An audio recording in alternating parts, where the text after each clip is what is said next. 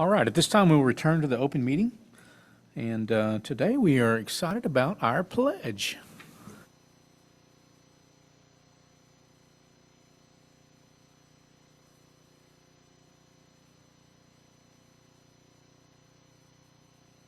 Good evening. My name is Wendy Kraft, and I have the honor of serving as the principal at Hart Elementary. And it is with great pleasure that I introduce to you Miss Harper Sharp. She is the youngest of three children. She has a brother who's in sixth grade and a brother who's in eighth grade, and she has been in Lovejoy since 2018. She enjoys arts, crafts, Taylor Swift, and learning new things and helping her classmates.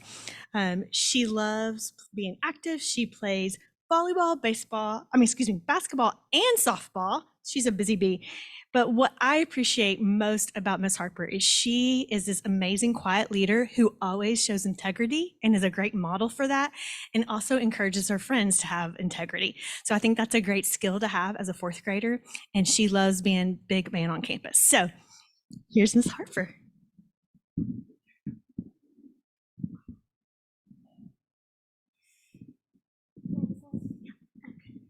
I pledge allegiance to the flag of the United States of America and to the republic for which it stands, one nation, under God, indivisible, with liberty and justice for all. Honor the Texas flag. I pledge allegiance to thee, Texas, one state under God, one and indivisible.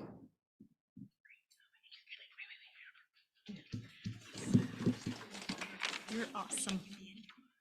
Hey, let me take it. Yes, let Ms. Kraft grab her phone.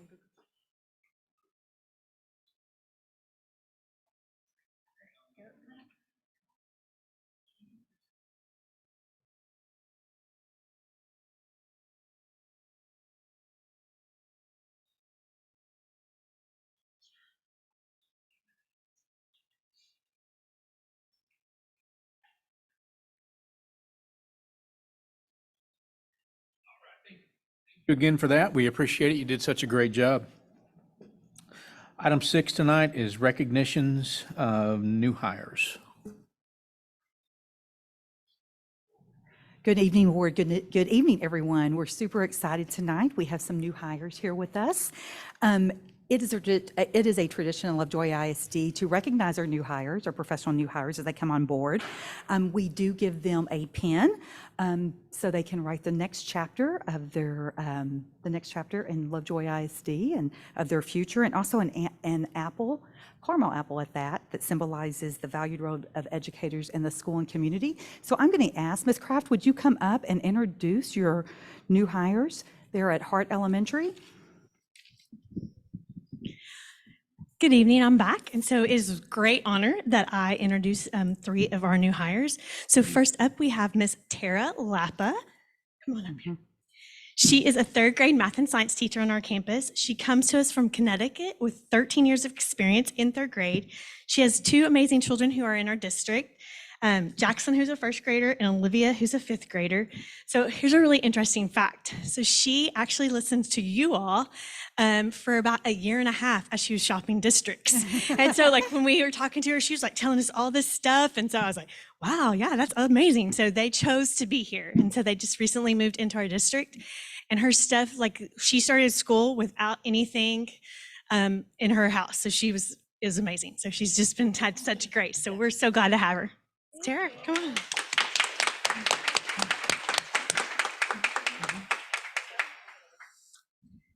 Next, she's a familiar face. We have Miss Wendy Abear, and she's actually just coming home. She's like, I need to be back with my people, and we are so glad she's back.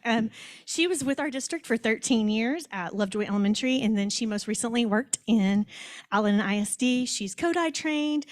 She has two children, Madeline and Rip, who are seventh graders at Willow Springs. Miss Wendy Abear.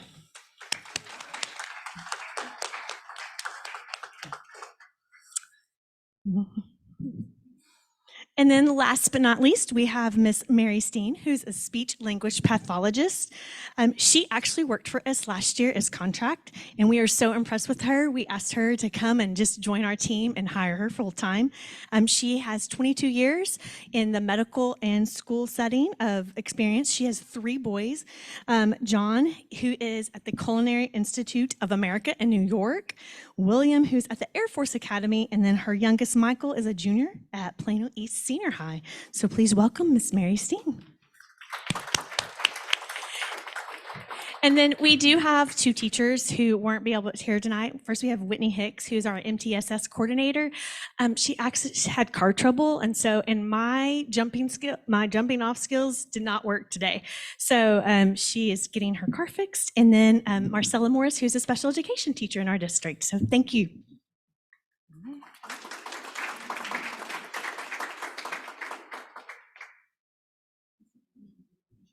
Yeah, we're going to move y'all over a little bit. Get a picture.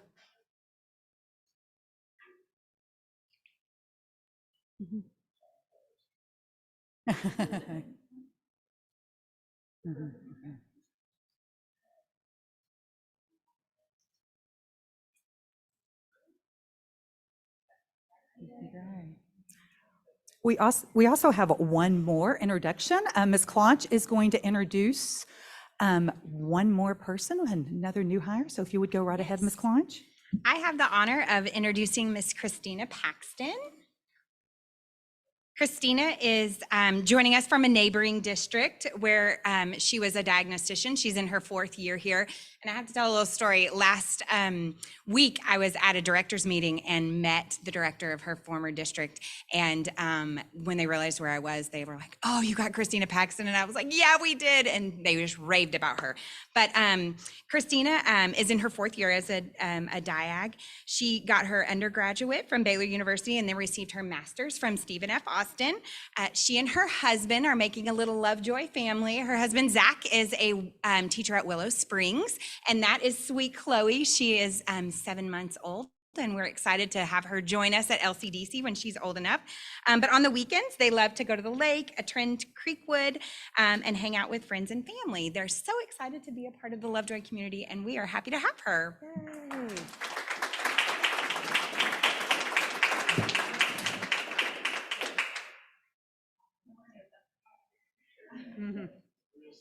Yay.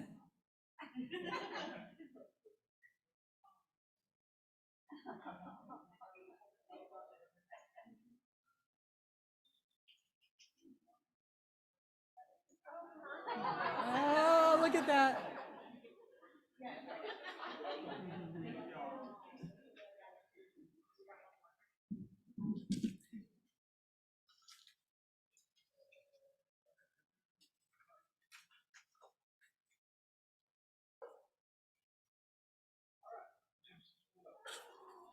Student recognitions.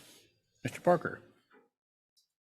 Yeah, it's with great pleasure. We get to kick off one of our first board meetings of the school year, recognizing students. And these guys get to do something that we all wish we could do, is go to school and fish. And so we have a couple, we get to recognize a couple of guys who have competed at a really high level for our fishing program. We have their sponsor, Marissa Davis, here, and of course, Dr. Zambezi, the principal. So I'm going to turn it over to Dr. Zambezi. Awesome. So thank you so much for having us tonight. What I'm going to do is introduce our staff sponsor, Marissa Davis, and she's going to read a little bit about the team. So I'm going to hand it off to her. Hi, I'm Marissa Davis, the registrar at the high school and the proud sponsor of the fishing team. Just a little bit about our team. Lovejoy competes in the Texas High School Bass Association. THSBA has 9 divisions, and Lovejoy competes in the North Division, which is one of the largest with approximately 215 teams. This past year at Lovejoy had 15 teams made up of 2 anglers and an adult captain. In order to qualify for state, teams must qualify at regionals, and in order to fish at regionals, sorry, I don't know if you can hear me, you have to qualify based on your season performance in your division. Lovejoy sent 4 teams to regionals and 2 to state.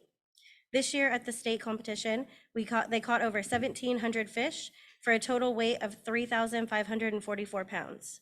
I'm immensely proud of them and their success, and I know if they apply their effort and persistence to life after Lovejoy, they will go very far.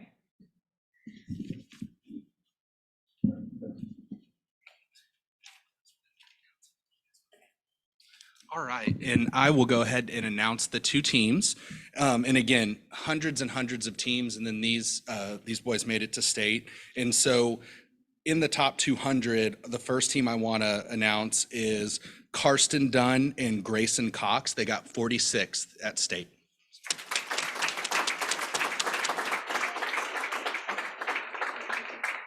In this next team, you'd think out of 200 teams at state that if you only fished one day, you'd probably get like 200th. But in just fishing one day, Cade Stubbs and Carson Brownlow got 178th place. And so congratulations.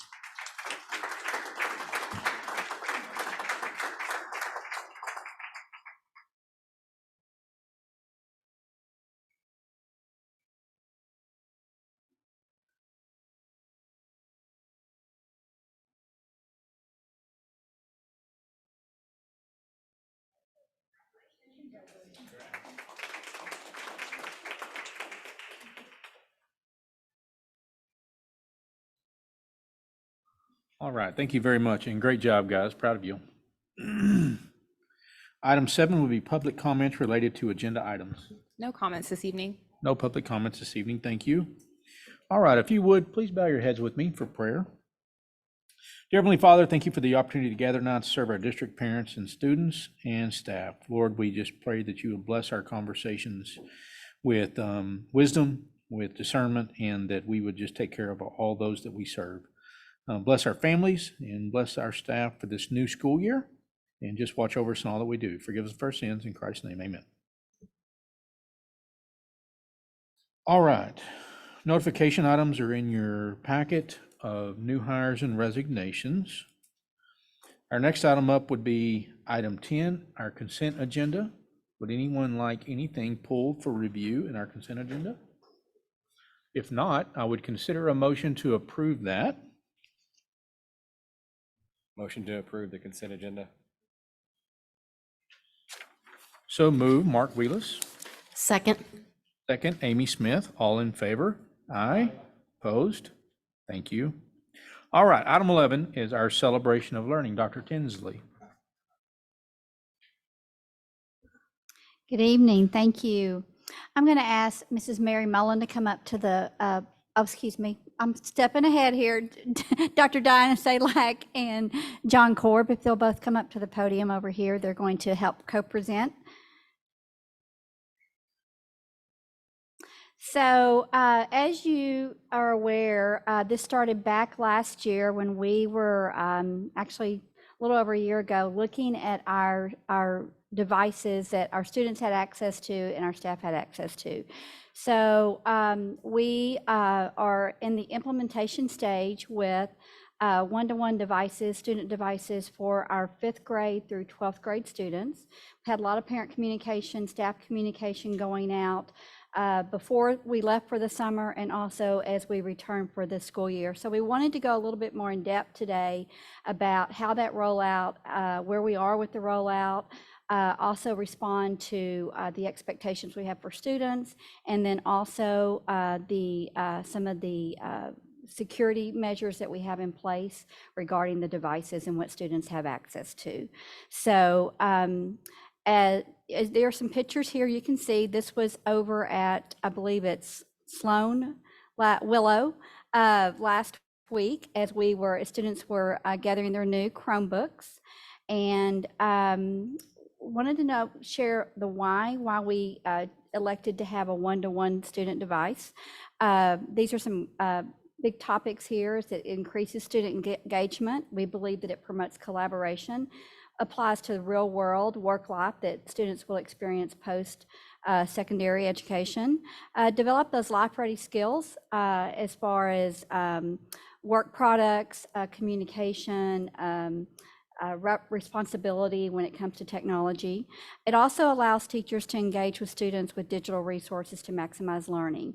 And we've started some groundwork with our teachers as we start transitioning to this, so that we're moving away from some prior pencil paper practices, moving more to a Google Classroom platform, and then also allows teachers to monitor what's going on and what students are accessing on their devices as well. So the student expectations is that they're responsible to charge their device every night, bring their device and charger to class every day. We look at it as a text, like you would an instructional material, and then also maintain and care for their device.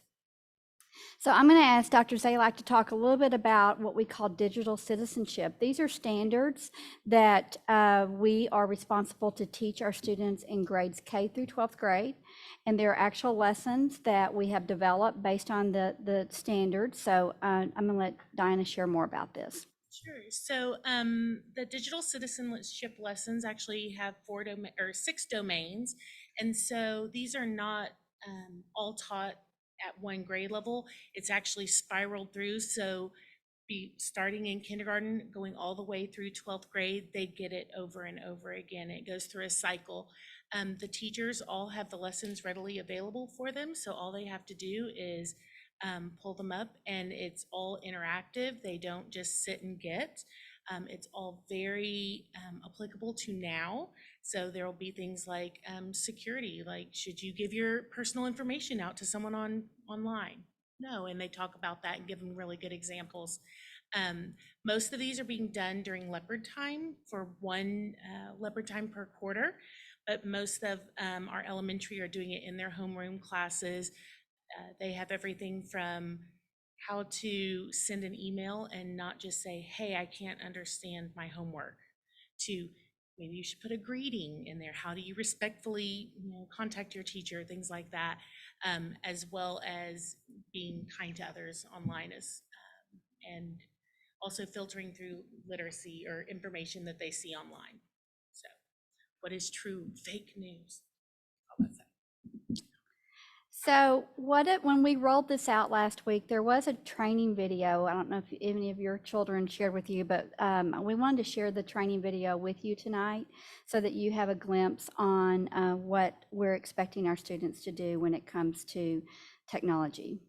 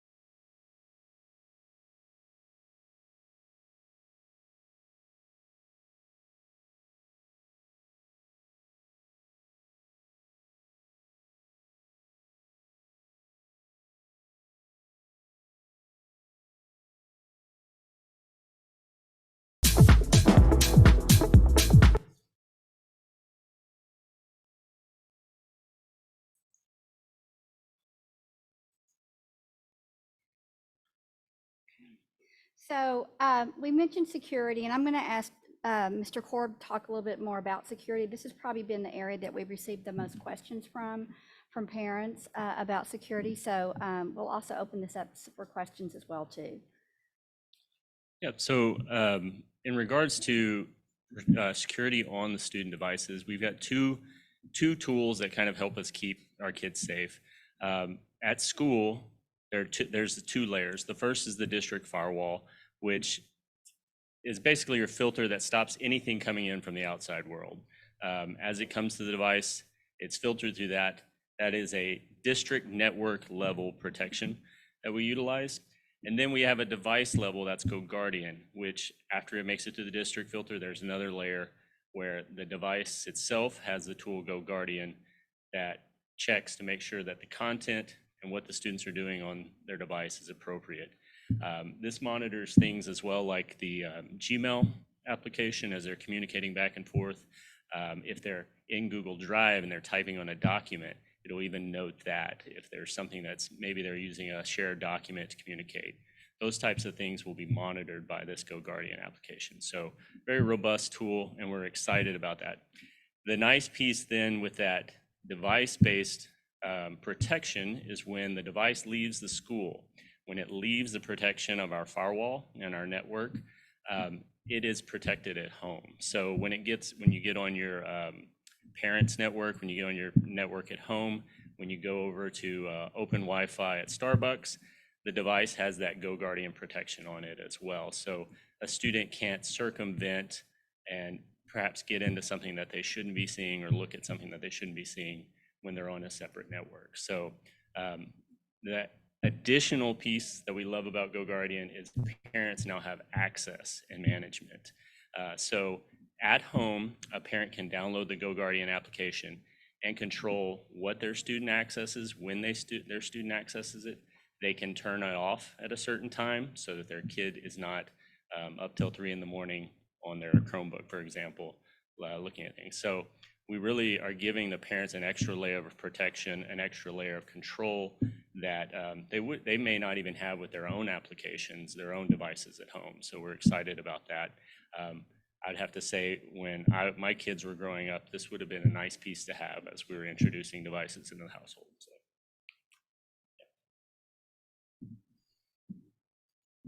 And of course, you saw in the video there about the $25 insurance. We're going to be sending that out again as a reminder to our parents. We've had some response to that, but we just want to make sure that everyone's aware that that's an option. And just want to give a big shout out to our technology team. They worked all summer and rolled out not just, they were inventorying, they bringing in new devices, and then we're dispersing those as our staff were returning, and then also our students. So it just took a lot of hours and a lot of preparation, and they have gone over and beyond. And you can see some happy faces here too with some of our kiddos. They were excited about getting these, especially some of our younger kiddos, I think. But we feel like it's been a success thus far. We're going to come back and give you guys an update after we've had some time to put them to use and get some feedback from our staff and our students as well too. So any questions? Thank you, guys.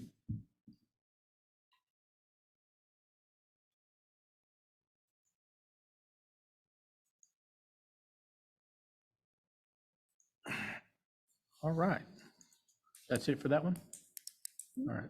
Item 12 is our STAR preliminary results. Okay, now Mary Mullen can come up. I was getting ahead. I was just so excited about our STAR results.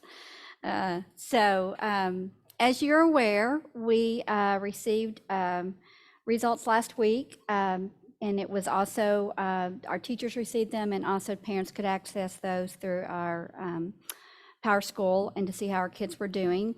It's a little different this year with our results than what it has been in the past year, and we're going to talk about that tonight as to why We're being a little cautious with the information at this point, just because there's been some changes with the testing that occurred, and also because the timeline on the accountability manual and reporting rating has not been released yet by the state.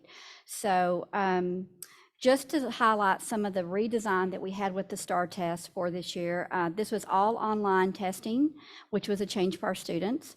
So the testing and the accommodations were all online. There were some new question types included in the STAR test.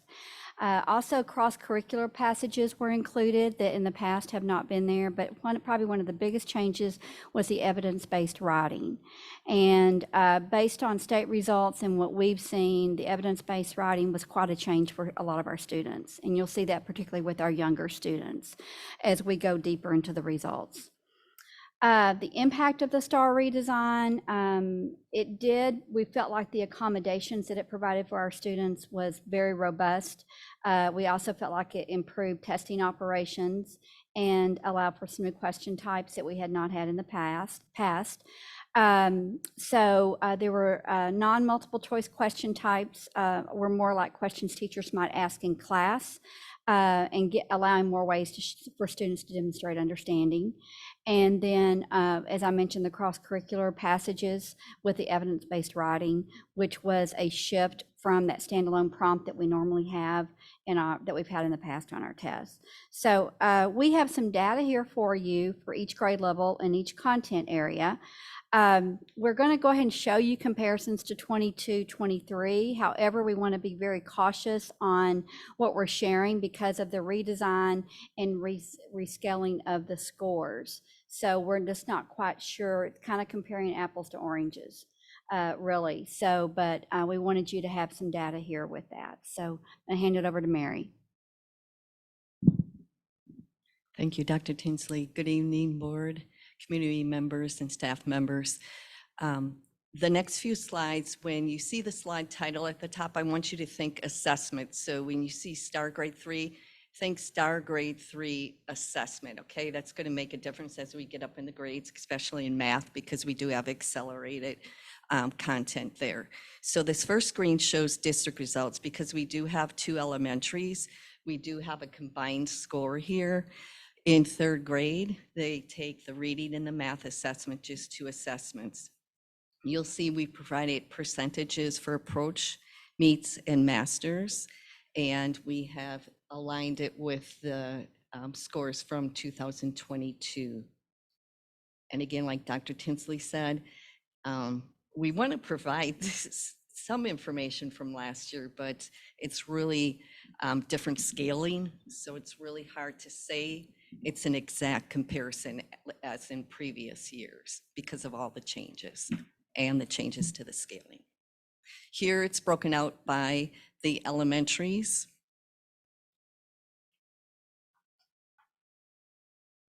Here is the 4th grade STAR results. You'll see that the top one is the district result.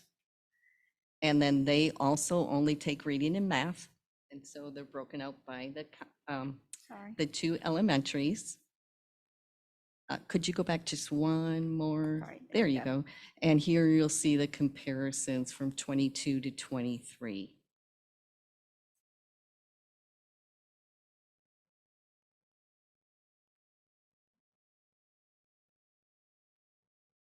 So the grade 5 STAR, we've added 1 content area, and that is science. We do have the comparisons on this slide here.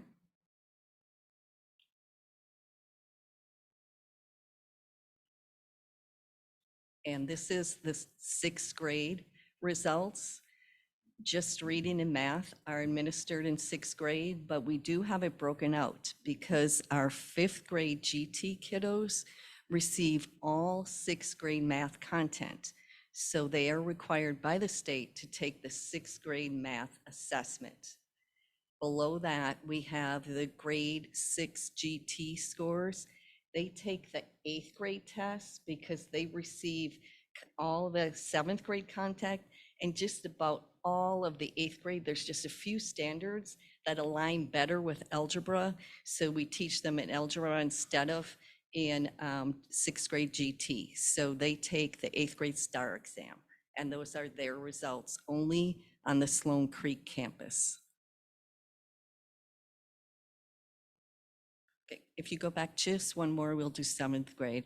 Seventh grade, you're going to see a bigger difference, and there's a huge reason for this. Again, there's only 2 tests here, reading and then the math. This is the 7th grade STAR exam. And if you'll notice on the bottom where the asterisks are, we have it noted. In 2022, 300 students took the 7th grade STAR exam. That included all 7th grade students, because this is the first year, or excuse me, last year was the first year that we had a pathway that included 7th grade only content, and then another one that included 7th and 8th grade. So because the 7th grade only, what we're calling on level, only got 7th grade content, they took the 7th grade STAR, okay? So in 23, we only had 39 students testing and taking the 7th grade math test. So we have like 2 different pathways going on starting in 7th grade. Okay. And then at the 8th grade, could you go back just one? I think we can probably skip ahead. I'm sorry. Yeah, go ahead. That one? Here's the district results for grade 8 math. We had another asterisk. There's asterisks again at the bottom here. You'll see that in 22, we had 164 students take the 8th grade STAR exam.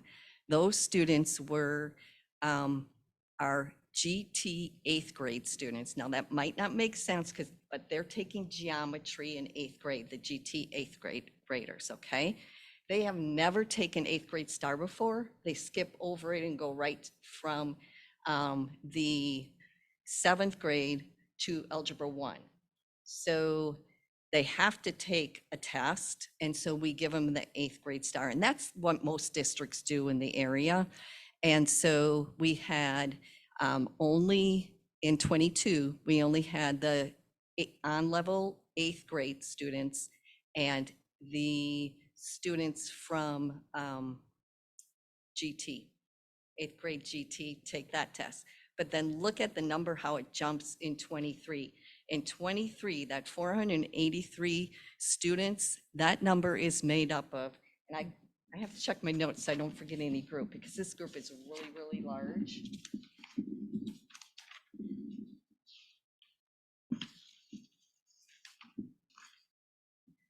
So this group is 6th grade GT. Remember, back at Sloan, they took the 8th grade test. We have the 7th grade accelerated math. That's that group that gets 7th and 8th grade content. We have 8th grade math, and then we have the 8th grade GT group. So that's what that number is made up of, and that's why that number is so large. Okay, so we did a little bit different alignment, and that's plays into our results a bit too. So here's, Get back to that. yeah, here's the breakdown. At Willow, the 8th graders do take the most number of assessments, the reading, the math, social studies, science, and then we have an Algebra 1 group that takes that EOC. That group at Willow is our 7th grade GT students. Make sure I get that right. It's the 7th grade GT, and then we have 8th grade students that are on the accelerated path. So in 7th grade, they took the 8th grade STAR. In 8th grade, they take Algebra 1. This is probably really, really confusing. The math is just kind of different. Okay, our end of course results for Algebra 1 at the district level, because we do have students taking Algebra 1 at Willow and the high school. That's what makes up that result there. And then at Lovejoy High School, the EOC results are listed here. And that Algebra 1 score is high school students only. We only have high school students taking English 1, 2, biology, and US history.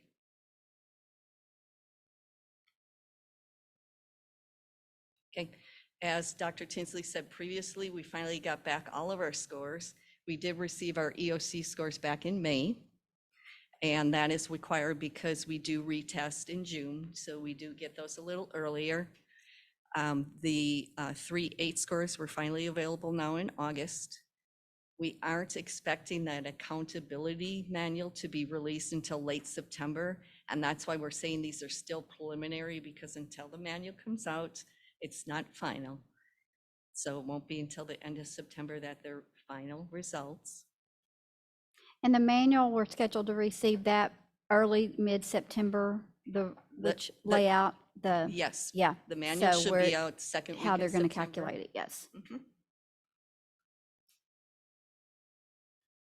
So what are we doing about these results that we got in? Our focus areas for this year are these 3 that we have listed here.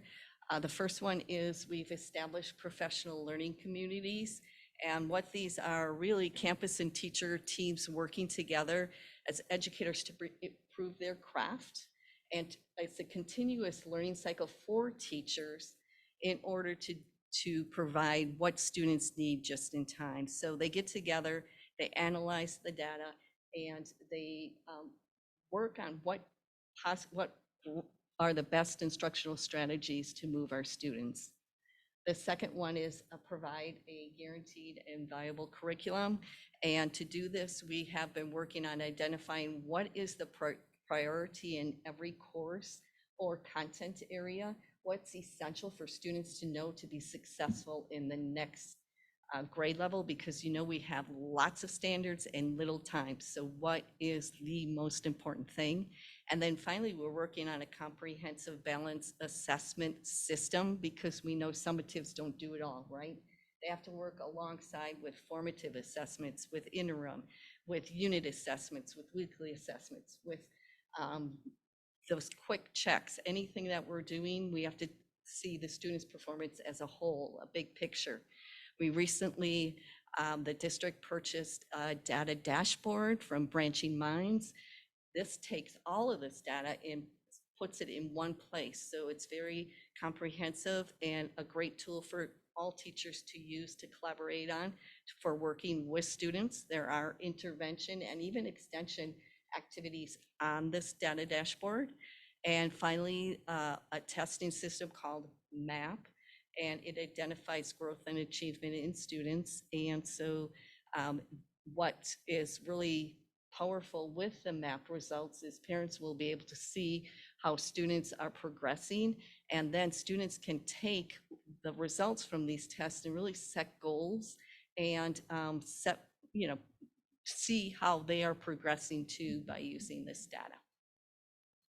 So we really believe that if we're practicing this with fidelity, all of these areas, that there shouldn't be surprises when we have the STAR results.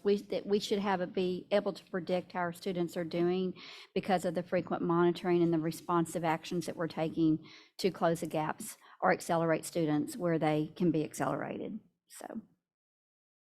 So I'm going to have Mary talk a little bit about House Bill 1416, which is a change from a previous bill. This is some recent legislation. So Mary, if you can kind of make some comparisons between the two and some changes. Sure. Click to the next slide. This House Bill 1416 amends House Bill 4545, which is part of the Code 28.0211. And it all relates to the accelerated learning systems that we put in place, are required to put in place. With the new House Bill 1416, though, it eliminated the requirement of accelerated learning committee meetings for any student that did not perform satisfactorily on the 3rd, 5th, or 8th grade reading or math STAR or EOC. In its place, if you jumped on it, I mentioned there a development of an acceleration plan. That's what was put in place, but those plans do not have to be developed unless students do not pass the STAR exam for 2 consecutive years in a row. The next thing it did is it reduced the supplemental instruction from 30 hours to at least 15 hours. There are still some requirements for 30 hours of instruction if it's a third grader that did fail math or reading, or if a student performed what's called, the state is labeling as significantly below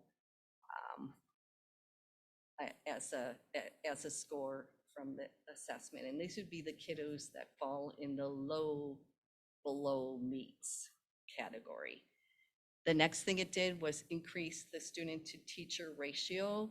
The requirement was no more than 3-to-1, and now they increased it to 4-to-1 unless the parents of the students in a group do grant a waiver to have the student group larger than 4. That's still in place.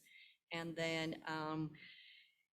in the past with 45-45, if a student did not pass any of the STAR exams, they were required 30 hours of accelerated learning. So we could have some kiddos, as you noticed at Willow, that take 4 different tests. They could have possibly, if they did not pass, have 4 times 30 hours of accelerated instruction. With this new bill, it can only be 2 subject areas, with the priorities being math and reading. So those are the major changes. There are some minor ones, but these are the major. So what we're anticipating is that we will have, if we stay within the timeline the state has put forth, we may have some updates in September, primarily maybe what's revealed in the new accountability manual. And then we'll have our results, hopefully, that we can present and have our ratings by the October workshop prepared to present. So any questions? Yeah, what are we doing if we see a pretty significant gap between different campuses? You know, that's a great question. Those are some areas that we're working individually with principals on. When you see sometimes the lower grades, keep in mind that the instruction is, what they're being assessed on is the instruction in the prior grade. So for example, they're being assessed in 3rd grade what's been taught up through kinder, 1st, and 2nd grade. So it's just not one grade level. We look at the alignment. We also look at our scope and sequence and strategies that are being used. So those are supports that we provide with our curriculum department, that we get out and we support our campuses with that. But our principals are already on that and working on some responsive plans with our kiddos.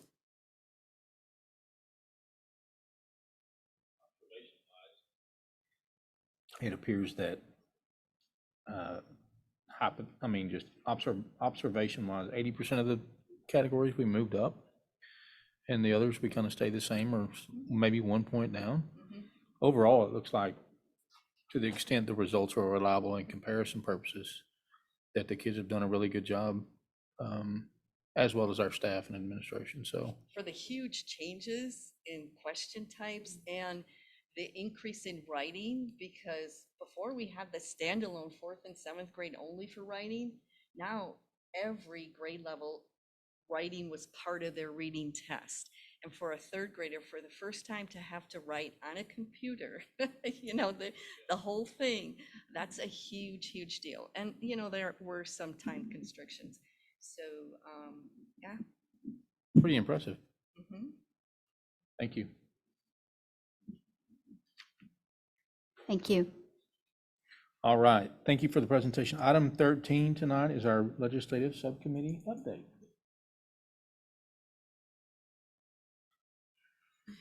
Wonderful. So I thought we'd just briefly recap. We discussed this at the July meeting, that following the conclusion of the 88th legislative session, the Texas House Select Committee on Educational Opportunity and Enrichment was formed in June. And this is a brief recap of who was on the committee and what were their 3 charges from the Speaker of the House. The next slide. They did meet in July. They did discuss a variety of topics, and they heard more than 17 hours of invited testimony. So the update that we have for you today on the next slide is that they did release a report. And so Mr. Bobo is going to give us some summary. As she mentioned, the main new item is the delivery of this report from the House Select Committee on Educational Opportunity and Enrichment. I'm not going to go over the entire report. There were a ton of recommendations, but I did want to call out a few things on that report. First, and start with some things I feel are probably good recommendations that this report has. The report recommends increasing the basic allotment. That's always a good thing. They also call out a number that says they would need to adjust it up 14%, accounting for inflation, in order to maintain parity from 2019 HB3 bill that came out in that year. For us, I think this works out to about $900 a student per student. And the report notes that right now, where funding is our per student funding in the state is 43rd in the nation. Now, I, for one, am not interested in a race to the bottom. I'd like to see a little more improvement in that area. Instead, I like to see us at the top so we can know that we're really supporting our students in public education. I also believe that increasing the basic allotment is good for the local community because it allows the locally elected school board, along with the administration, to determine best how to allocate these funds to address our student needs. Another item that was on the report is that recommends that the legislature implement recommendations from the Teacher Vacancy Task Force. I had to write that down, make sure I got that right, for which, and this is, I'm quoting, the bulk remains unaddressed by our state legislature. And to me, this is a travesty. Really should have done more during the session. The report also recommends, another item to bring up is the report also recommends the legislature implement recommendations from the Texas Commission on Special Education Funding. It's well known that special education funding is inadequate for this student population. And if we could improve that for districts and like Lovejoy, they make up for this reduction in funding by taking away in other programs in the school. And so if we adequately fund that, that's going to just improve the situation across the school district. So they recommend that, and I think that's a good thing. They also recommend that we do an ADA floor. So rather than everything funded on ADA, they actually have a floor so that we can better plan and budget as a school district, because we have a lot of fixed costs that we need to address in our funding. And now, of course, with all things, there's some good things and some bad things. So here's some items of note that I think can present some challenges to Lovejoy. The report recommends the legislator address transfers along with tuition charges. As we've discussed many times before, tuition and transfer charges are a key element of our school district funding. And so to address that could have a problem and a challenge for our school district.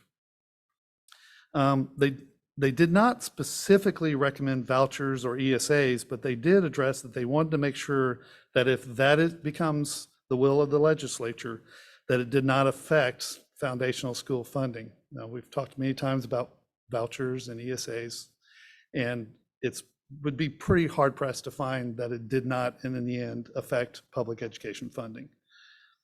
And then one interesting item that I'm just going to kind of leave out there I thought was interesting was they're talking about doing full grade testing for K through third grade. I thought that was very interesting. And I know that that's something we want to be keeping our eye on. And there is a lot more, but I just want to touch on those few items, and there's going to be more legislative update coming up here in the agenda. Just to add on to that, I was certainly pleased when I read the report. It's only 37 pages. You can definitely make it if you'd like to take a read through. And it has a summary of the testimony and then just a kind of a numeric list of recommendations. I actually really liked the end of the packet because there's letters from individual legislators with kind of their support or dissent, I guess, and you can get a little bit more flavor from that. I'm certainly glad to see the discussion on funding. I think that's good. I was disappointed on the resurgence of some of the language regarding transfer programs, state mandated, basically open border things, and the prohibition on school districts being able to recoup some of their costs through tuition. So I'm disappointed on that. I think the key takeaway would be that we need to continue to be aware and engaged as to what may be taking place through a special session. There was one letter, I won't bore you with this, but I just think this is a good summary. This is one of the legislators writing a letter. The primary focus of our recommendations must be on securing the core function of our public schools, which is to offer high-quality public education to all students. The core function cannot be achieved if Texas continues to skimp on the cost of providing a public education. Currently, Texas teachers are paid at least $7,500 below the national average. Texas ranks in the bottom 10 nationwide for per student funding. Texas schools need an additional $1,000 per student to keep up with inflation, and even then, we would still be below the national average in per student funding. The most consequential funding gap is likely special education, where school districts spend $2 billion more on that than what they actually receive in funding, increasing the inequalities for our most vulnerable students. Fully funding our public schools at a minimum to keep up with the national average is essential. And just one more at the end, they're talking about how do we really support increasing outcomes for public schools and meaningfully supporting educators, and this is in italics. Our schools cannot pay for the staff and support our children need with money they do not have. And I just really like to underline that. So I think that the overall, the discussion of more funding, attendance-based funding, this sounds great. My fear would be that that would not be held hostage for other types of educational endeavors, like maybe a voucher program that lacks both academic and fiscal accountability.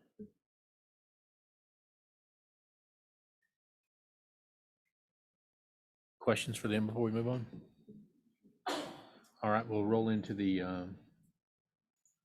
cabinet update on the 88 legislative session.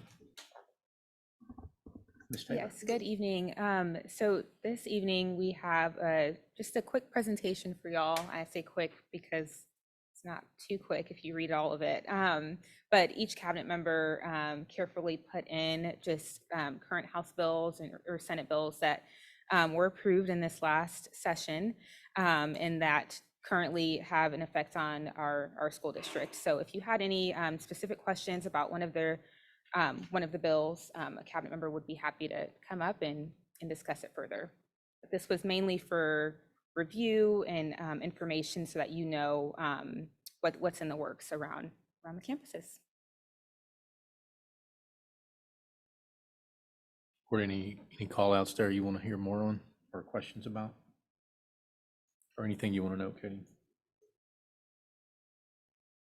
Can you tell me more about HB 1, why that changes and why that wasn't subject to the legislative process? I'm always curious about that and I want the community to know. So This is the increase in golden penny so yield. You're referring to the increase in golden penny yield? Yes. Absolutely. Thomas is ready to come up. So on House Bill 1 of the golden penny, this was put into place based off the guaranteed yield, based off property wealth in the most wealthiest districts that has more of an equalization. And this is one of the state statutes that allowed them to, so when school districts sued the state, this was used as the mechanism that said that funding was adequate and the funding was adequate. So as the property values of the most, like the richest districts, I think it's in Austin or maybe some communities here in Dallas, that guaranteed went up. So because it's already in statute, it was not part of the legislative session. So that's why they guaranteed the increase in the yield.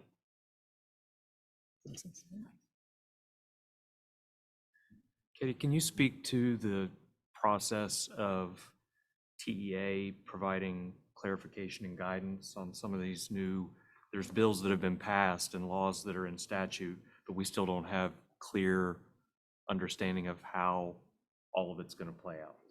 That is absolutely correct. So TEA on some of these bills will go through a process of putting some regulations in place, clarification in place, guidance. So we draw some of our guidance from them on that. And then also we lean on our legal counsel interpretation, and we'll get briefings not only from our legal counsel, but from legal counsel throughout the state. We'll put things out. And then sometimes things have to be tested, right? So sometimes we get our guidance from, there'll be new legislation and it'll move into something in the courts. And we'll watch that closely as well to see how that is playing out and how we need to work in alignment with the intention of that legislation. So it is an ongoing process, and as Ms. Taylor stated, you can expect throughout cabinet updates and as we come to you with information on different topics, we'll weave in some of the relevant impact to our district.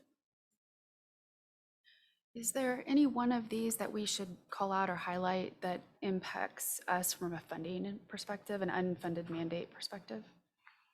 I think one of them to keep in mind that comes to mind right away, and I may need Kyle to step in and talk to this a little bit, but it has to do with the requirement of having armed security on campuses. I've seen some maybe inaccurate or misleading information put out about that. There's information out there that that's funded. But the part that has not been shared is that is only funded at $15,000 per position per campus. It is by far from fully funded. And in order to meet that requirement, it is an unfunded mandate that has put an additional burden on school systems.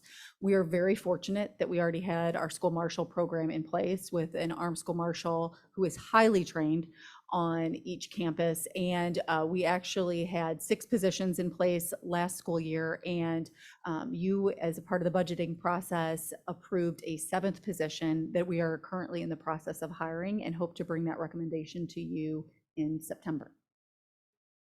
Just to point something out real quick, the school safety allotment is $10 per student, and we have a little over 4,000 students, so that's $40,000. So it kind of shows you what Austin's trying to do.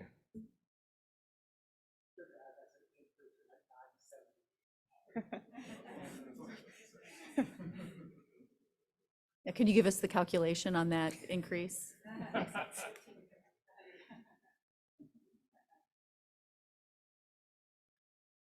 Any further questions?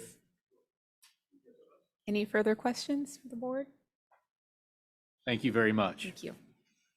All right, item 15, Ms. Koenig, enrollment update. Good evening, everyone. I'm going to go through our enrollment as of August 17th, this past week. If you'll look, first of all, I wanted to share with you, as you recall, back in fall of 2021, we worked with one of our demographers, SDS, which is School District Strategies to determine future enrollment for our students. And as we looked at that and the projected enrollment, we were looking at low growth, which is on this graph, the green line, moderate growth on the blue, which is the blue line, and of course, high growth, which is the red line. So we're using these projections and this enrollment to determine how many students we'll have, so we know how much to staff for, how much money we'll receive for our budget, ADA, and those types of things that Thomas needs also to complete his job. So what we were doing is that fall, we looked at residents only. And I'm going to talk to you first about residents only. And you can see this was fall of 2021.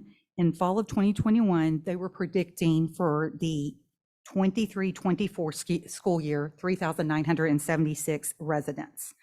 Currently, as of August 17th, we have 3,822, and 0.5, of course, is ADA, because of the pre-K program that we have, the half-day pre-K program. So if that time, looking at our current residents that we have and what is actually enrolled, we're about 153 short of that number, okay? So just wanted to start there. We then also, in the fall of 2021, and this does include scholars and residents, 185 scholars and residents. What they did is they did a 5-year model for us to look ahead as we project numbers and look at enrollment. They averaged the low and moderate enrollment and 185 scholars there. Once again, you can see currently on the 17th, we had 4,046 and a half students, and this was 4,161, with that included 185 scholars. So that projection for total enrollment was off by about 115 kiddos. Okay. So what we did is we felt like we needed more information because we've been off there. So we brought back our demographer in March of this past year, and you have seen this slide before.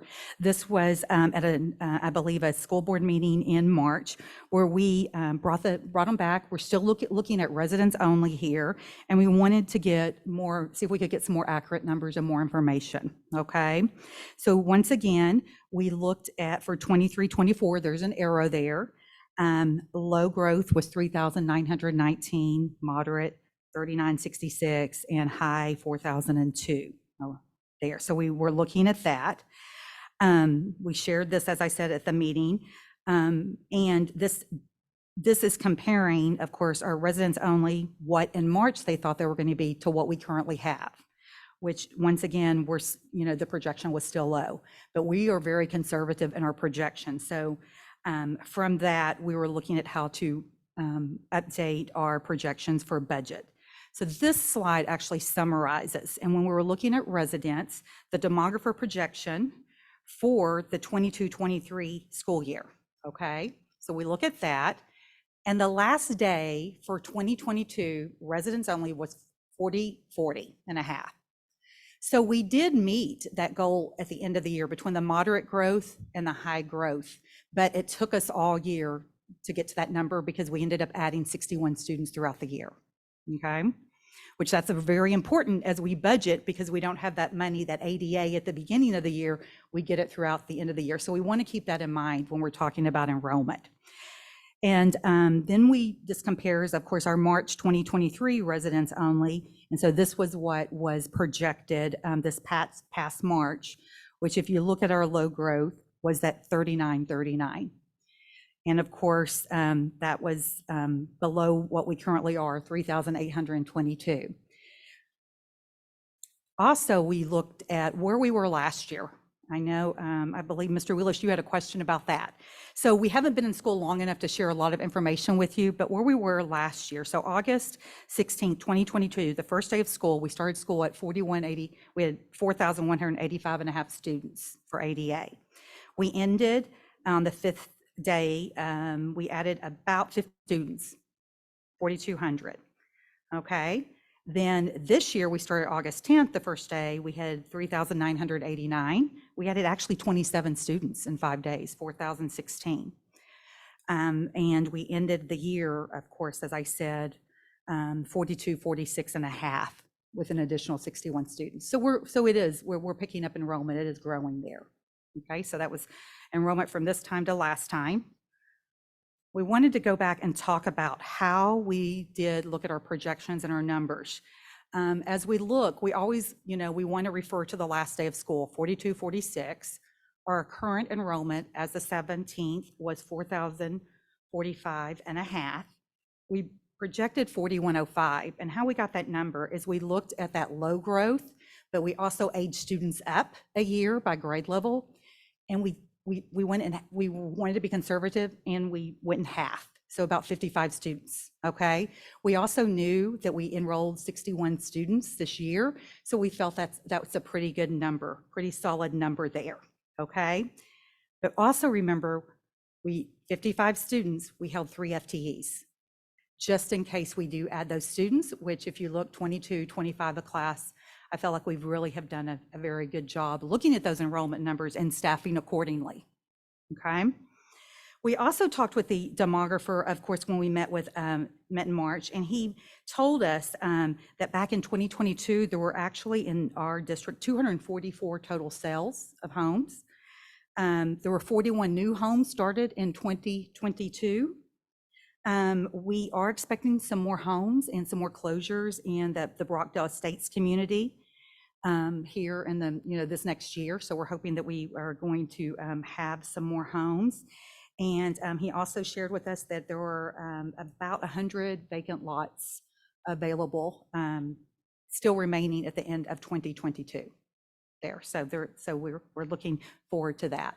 So that is how our enrollment number and our budget that we budgeted for that number at 4105. Does everyone understand how we got there? Questions there? Okay. So I'm going to go on and talk about what our current enrollment is by campus. So this is our total enrollment, 36, and that's enrolled in school in our elementaries up to Lovejoy High School. You can see pre-K 4 is half average daily attendance, so that's 9.5 added to the 4036 that we receive funding for. I will Overall- note on that, Yes. this is only for the students that we receive state funding for. funding. We have more students than this. Those would be our tuition-based students. Right, correct. That is correct. That's state funding, ADA. Okay. We also looked at what our total class average is, and we'll go through and look at grade levels too, which is right about 23 students per teacher. So enrollment at the high school, 1606, very similar to what it was last year. Our class size average is right at 26.2 there. Our 12th grade class is a little bit smaller. I think it was a little bit over 400 last year, but the 11th grade class makes up for it. Willow Springs, 706, average class size about 23 and a half there. So we were pleased with that. Sloan Creek, 642 students and enrolled at Sloan Creek, and our average class size 24 there. One thing I do want to point out at Sloan Creek, we do have 2 teacher residents there also. If y'all remember the residency program, and that's where we received a T-class grant from the state. They actually, this year, they pay our teacher residents $20,000, and then our teachers get also a $2,000 stipend for working with them. So we have 2 there at Sloan Creek to help with those numbers also, okay? Huster, here are our numbers here. So we have kindergarten, and you can see the difference between kindergarten and 4th grade. We have 72 kindergarten students coming in, but next year we'll be losing 132 4th graders to 5th grade. And our class average there is, for the school as a whole, is 20. If you look at class averages though, kindergarten 18, 1st grade is 19. We also have 2 teacher residents in that grade. 2nd grade, we have 2 teacher residents there too. In 3rd grade, we have a teacher resident there, and we have 1 in 4th grade. You'll see an asterisk. Our average in 4th grade is 22. However, the way that we program 4th grade and GT, we have a few classes over 22 that are at that 23 mark. We actually have 4, so we'll have to ask for waivers in those 4. Does that make sense? Because of programming there. Okay. At Hart Elementary, we have, once again, we're, kindergarten, we have 85 students coming in, and at the end of the year, 126 will move up to 5th grade. Averages, once again, averages 21, 22. 1st grade is 23.6. However, we have 2 residents in that grade level too to help with the classroom that are serving along with the classroom teachers. 2nd grade, we have a resident there. So 18, 19 kiddos in the class. 3rd grade, 19. 4th grade, 21 there. So our average here is about 20, 21 in a class at Hart. We'll be asking for 5 waivers in 1st grade. Also, the great thing is some of our teacher residents are graduating in December, so we can continue monitoring them. They've been with our kiddos this year. Remember, we started one group in January that graduate in December because they're with us for a full year. We started another group in September, and they'll be graduating next May, so they'll be with us too. Okay. So with that being said, I am going to ask for waivers this year, which is a class size exemption waiver. So you remember that we asked for that if we go over the 22-to-1 ratio in pre-K through 4th grade. So currently we would ask for 9. Last year we asked for a total of 15. These actually are not due until, our class size waivers are not due until November 1st this year due to the accountability ratings not out. Usually they're due the 1st of October, but this year it's a little bit later. And there are some things that we consider like unanticipated enrollment growth, lack of facilities, lack of teachers, or financial hardships, or some of the reasons we may use to ask for those waivers. So we would actually, we would ask for 9 this year. Okay. We also, though, we want to be careful. So if we need to add another section, we would. We're going to look at the resident support, the student teacher resident support. Do we have a student teacher in there to support? Also, remember, we do have some student teachers that aren't considered residents because we are a sought-after district, and so we've already had interest level for January. They've already reached out and said, how many can you take? And so we're going to be looking at that. We would look at student needs, and that included if there was any learning loss, student performance, all those types of things. If we needed to add another section, we'd look at disruption to student schedules. I mean, are we going to have to move kids from one class to another? Can we do a push-in program? We'd look at those types of things. We'd talk to our administrators. Do they feel like we need more support and more personnel in those grade levels? Also, do we have a highly qualified candidate? Sometimes we'll interview, and our principals will come to us and they'll say, we don't have a highly qualified candidate that we would consider at this time. So we talk about that, and is it feasible economically? So we'd look at those types of things too there. Okay, and I wanted to bring up, I have put on here the resolution. So here, to share with you. Oh, nope, not that one.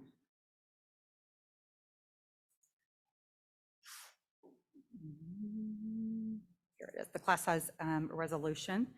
So as I stated, we would be asking you to sign a class size exemption resolution.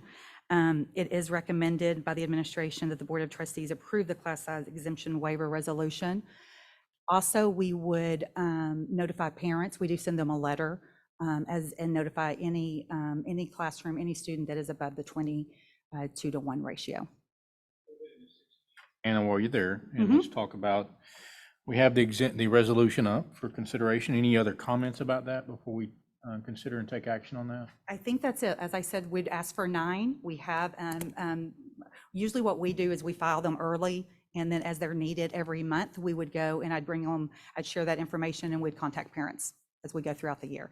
Last year, the first batch, we asked for 11. We added 4 more throughout the year. So a total of 15. So the request is for 9. Correct. And you have the resolution there in your board books. You've had a chance to review that ahead of time. Any questions for them before if not, I'd consider a motion to approve the resolution presented. And once you do that, I'll read it.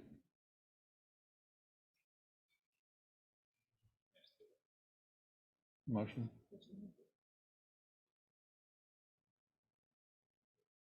I move that we approve the class exemption resolution. So moved, Amy Smith. Second. Second, Marvin and Jeff. All in favor? Aye. So the exemption reads, whereas the Board of Trustees of the Lovejoy Independent School District resolves that the district wants to apply for the maximum class size waiver request for any section in pre-K through 4th grade that exceeds 22-to-1 ratio of students to teachers. Therefore, be it resolved, the Board of Trustees of the Lovejoy ISD School District hereby authorizes the Lovejoy Student Administration to take all necessary steps to apply for the maximum class size waiver request during the 23-24 school year. So that motion to accept that is approved unanimously. Thank you. Okay, thank you. Questions about any of the other members? Item 17, consider an act on the 23-24 School Health Advisory Council membership. Dr. Tinsley.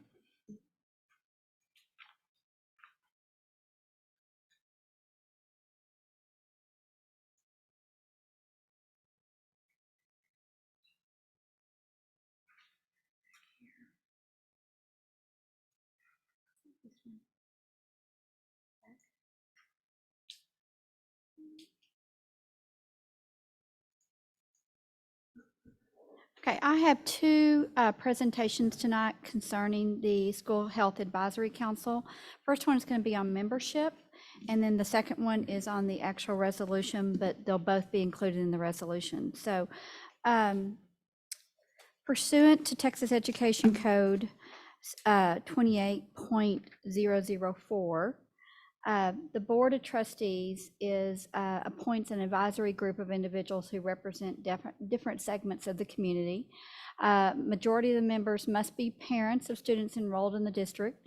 and are not employed by the district. So the committee, or the council itself, is made up of parents, community members, students, and school staff members who do work together to look at the overall health programming and supports and instruction that we provide here in the district. So the committee membership recommendation, primarily it's the same as 22-23. We do have some new members on here that we are recommending.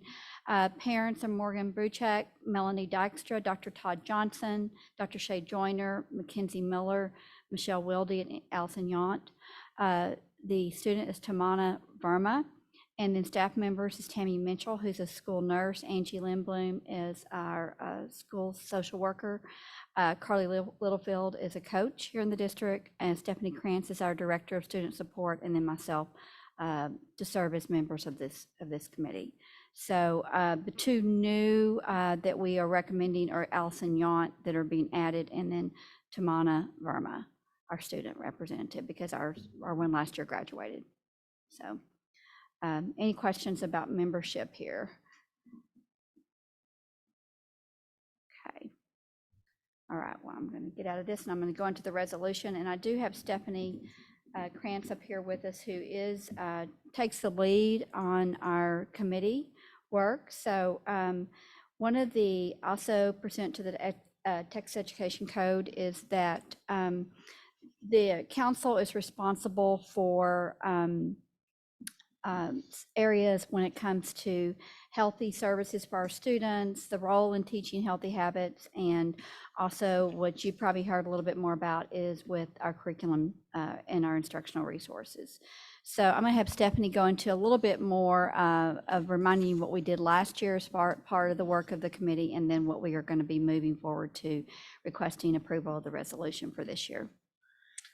So last year, good evening, board, thank you. Last year, we had a very similar process that the state tasked us with around the curriculum materials that we use around human sexuality. And so the legislation passed is really tasking the School Health Advisory Council and the school board with a very similar resolution. And so what it says is that the board needs to pass a resolution to task the School Health Advisory Council with reviewing the curriculum materials and giving guidance to the board, making recommendations to the board on curriculum items pertaining to the prevention of child abuse, domestic violence, family violence, and sex trafficking. So it's being very specific about those topics. It also requires us to have 2 public meetings of the SHAC where these items are discussed. And then SHAC would make recommendations, and those recommendations have to come before the board, and the board has to vote on those recommendations exactly like we did with the topic of human sexuality. So we're going to be repeating this process, have 2 public meetings. The members of SHAC will look at these curriculum materials and bring forth recommendations to you on what the local community values they want represented in the materials we use, the grade levels we teach it in, who, how, all of those things. So those are kind of the robust discussion that happens in those meetings. So the resolution is just asking you to approve the members and then task them with this process. And we do have 5 meetings scheduled for the year for our SHAC committee, and they're laid out right there. So let me pull up the resolution.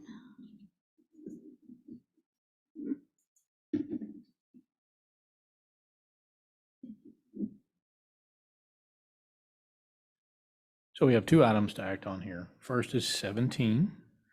We acted on 16, which was our class size exemption resolution. 17, we're going to act on the advisory council membership. So scrolling back to that slide with the membership, the 2 new people, let's first act on that, and then we'll move to the resolution, okay? So item 17, I'd consider a motion to approve the membership for our SHAC. So move Jeff Wood. Second. Second, Marvin Bobo. All in favor? Aye. Opposed? Thank you. So item 17 passed. Item 18 is consider an act on the School Health Advisory Council resolution. I'm not going to read it. It's longer. It's in your board book. And with that, I would open it to actions to accept or adopt the resolution by the board. I move that we adopt the student Health or School Health Advisory Council resolution as presented. So moved. Julie McLaughlin, Second. second. Mark Wheelis, all in favor? Aye. Opposed? Mark, I looked at you and almost forgot your name. Thank you. So thank you very much for that. Item 19, consider and possible action to approve the 23-24 Public Information Act calendar for non-business days. Ms. Taylor.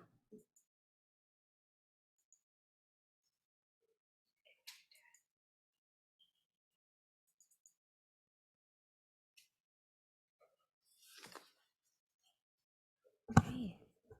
Good evening. So this evening, we're going to discuss a little bit about public information or the Public Information Act. Before we get into House Bill 3033, which is current legislation surrounding this, I do want to just address, so the public knows, what is a public information request. According to the Attorney General for the state of Texas, it can be in any form or fashion, email, address, sometimes even telephone call, to basically retrieve information from the school district. Now, of course, there's parameters around that regarding student information or employee information. However, for the most part, we do release that information. Of course, we're always in compliance with the Texas Government Code, and ours really surrounds Chapter 552 of that code. Under TPIA. And as you know, the Board of Trustees has approved or appointed for myself, the coordinator for the superintendent and board services, as the district's public information officer. And I am the officer, but we still do rely heavily on each department to help facilitate and retrieve information. So it takes all of us to get the job done.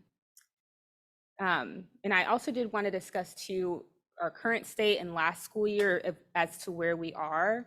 And partly the reason why this legislation is even occurring is because of the amounts that not only Lovejoy, but several other districts throughout the state are receiving, just an abundance of requests that eat up a lot of our time, mainly because most of the requests are very broad in and of itself.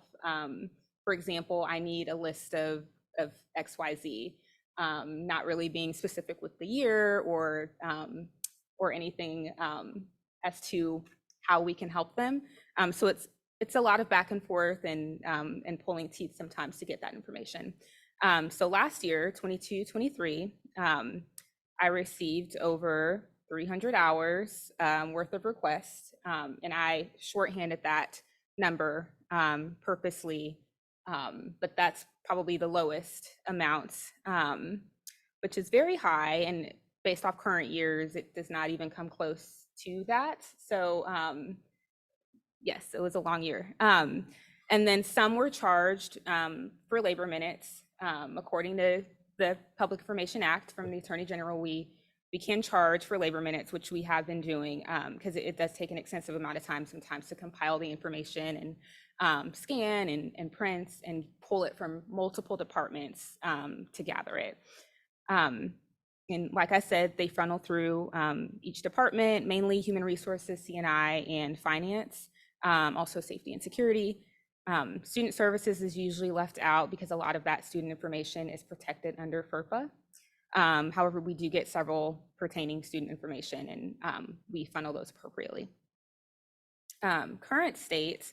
So we started, our 226 staff started mid-July, and we've already received well over 20 hours, and just as of today, that number has increased, even this evening, worth of requests. Some of them have already been charged, which goes into our district's general fund, which is great, that we're getting paid for the work that we're exceeding. And as stated before, the district will continue to comply with current legislation, legal and local policy. So now we get into House Bill 3033, which goes into effect September 1st, which is why it's on this month's agenda.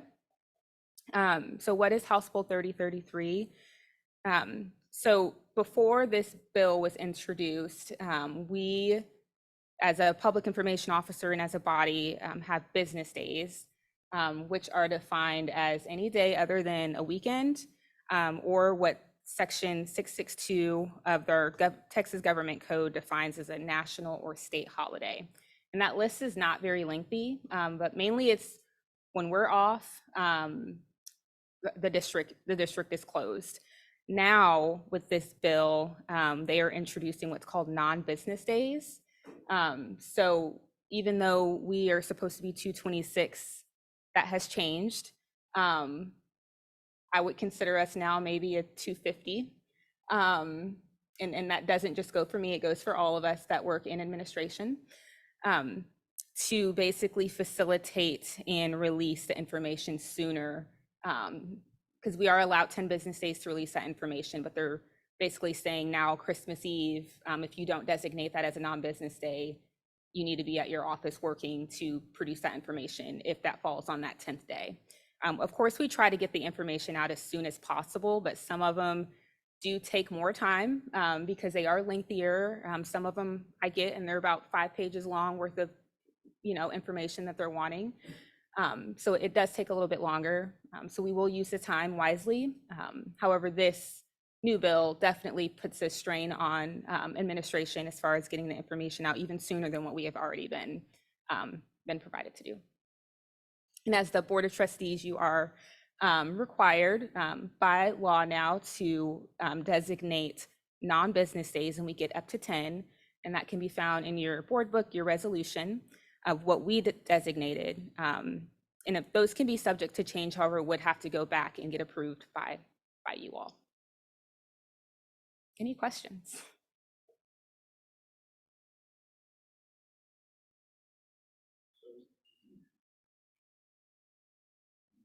The request is to act on the resolution designating the business days, non-business days. You have that in front of you with those dates. Any questions for Rodrigo? Summarize.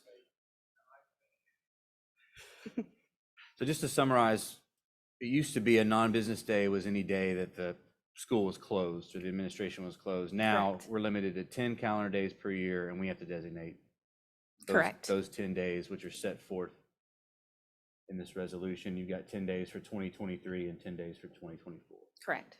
Yes, we've got Saturday and Sunday count, and then state and national holidays. Yeah. And then the 10 days, which is challenging for public school districts.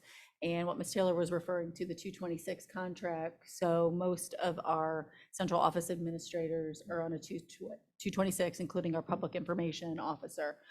So this does present a challenge where we could be asking people to work at times where they are normally off contract, which then could cause an additional cost in terms of compensation to the school district.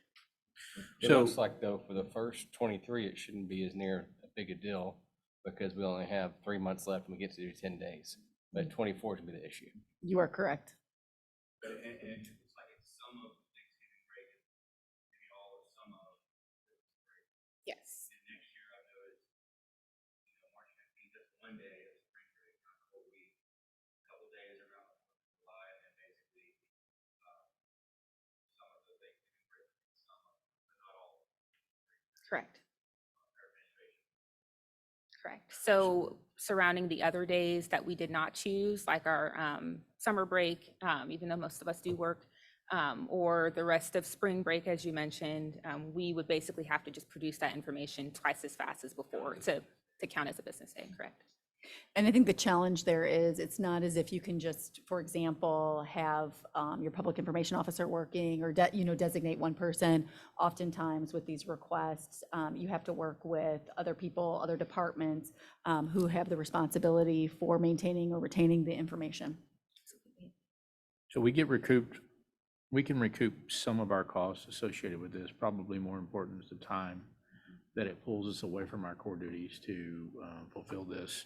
So 300 hours is, give or take, 2 months of time that we used out of 9.5 months to do this last year. So it's a pretty big deal. Certainly the public has the right to the information, but it's certainly not a revenue generator. It is just a way to recoup some of the cost associated with it, but it's certainly a use of our human capital. So with that being said, you have the resolution with the days. Would consider a motion to approve as recommended. I move that we approve the resolution regarding non-business days as presented. So moved. Julie McLaughlin. Second, Jason James. All in favor, say aye. Aye. Opposed? Thank you. Thank you, Rodriguez. Thank you. All right, item 20. Consider an act on the 23-24 tax rate adoption. Mr. Willman.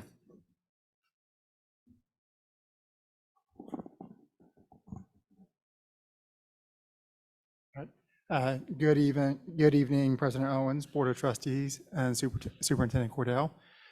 Tonight, we'll be reviewing the updated tax rate that was released at the beginning of this month by TEA.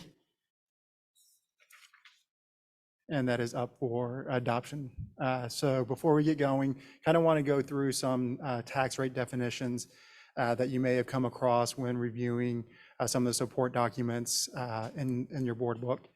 So when we look at some of the different things, the proposed tax rate as one, what that is the tax rate that Lovejoy ISD considered during the finalization and the adoption of the 23-24 budget back in June. So this rate is pretty much the prior year rate. So this would have reflected the rate that we saw for the tax year 2022 for the 22-23 school year. The adopted rate, which we hope to be able to do tonight, is the updated rate, which reflects the maximum compressed rate that TEA released at the beginning of this month. The no new revenue rate, which you'll see kind of listed in the tax worksheet and the support, what this is, this takes into consideration looking at just the overall tax collection from the prior year and the rate to maintain that with the new year property values. So that isn't taking into consideration anything from the state funding side, the recapture, anything like that. The other rate that's not listed on here that factors in all of those different components, the recapture, tax collection, and student population, is the rate to maintain.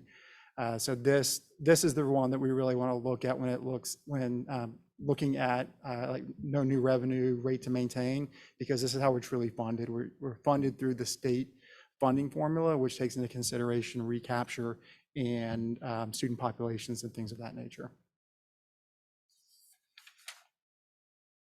So we're used to seeing, we talk about the two different tax rates. So we have the M&O tax rate and the INS tax rate. So I'm going to start from the bottom here. The INS tax rate is essentially the debt rate. So what this is, it's the tax rate, which includes what is necessary to pay for our debt service. So that would be our principal and interest in the current year. When we think about the maintenance and operations, it's pretty much broken down into two components. The first component is what the state releases, which is the maximum compressed rate, which is the MCR.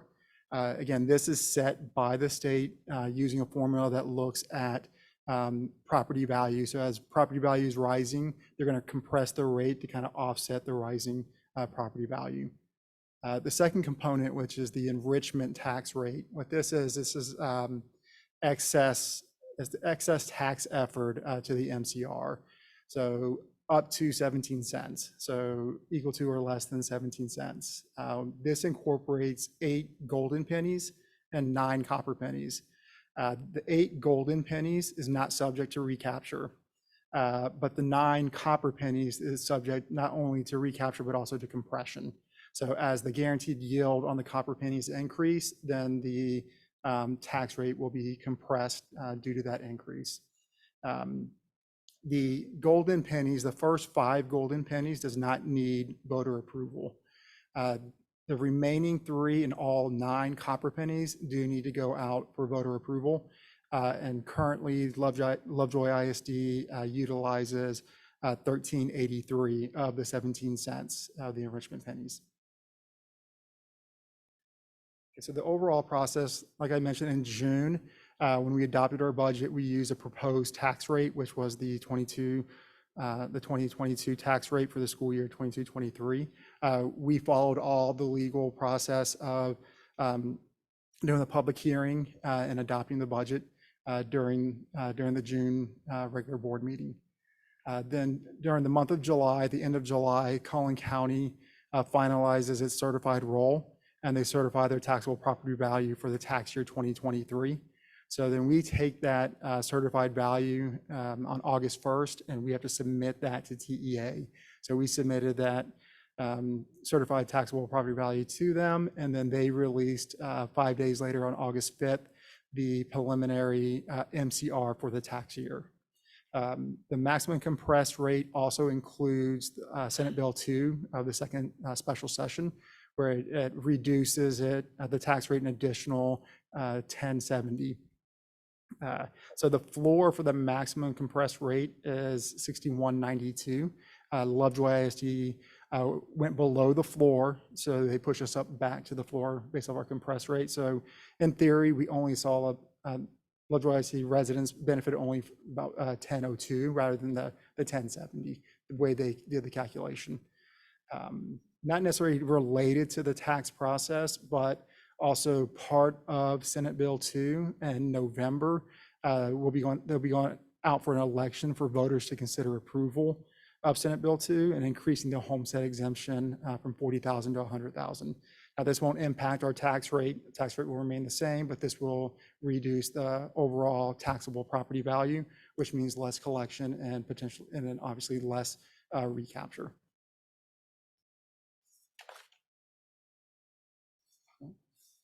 So here's the breakout of the proposed rate, which was at $1.4429. Then when we look at the August 2022 release, the maintenance and operations goes down to 7575. The interest and sinking, the INS side, will remain at the 0.5, which is total tax rate of $1.2575. This is essentially a reduction of 1854 year over year.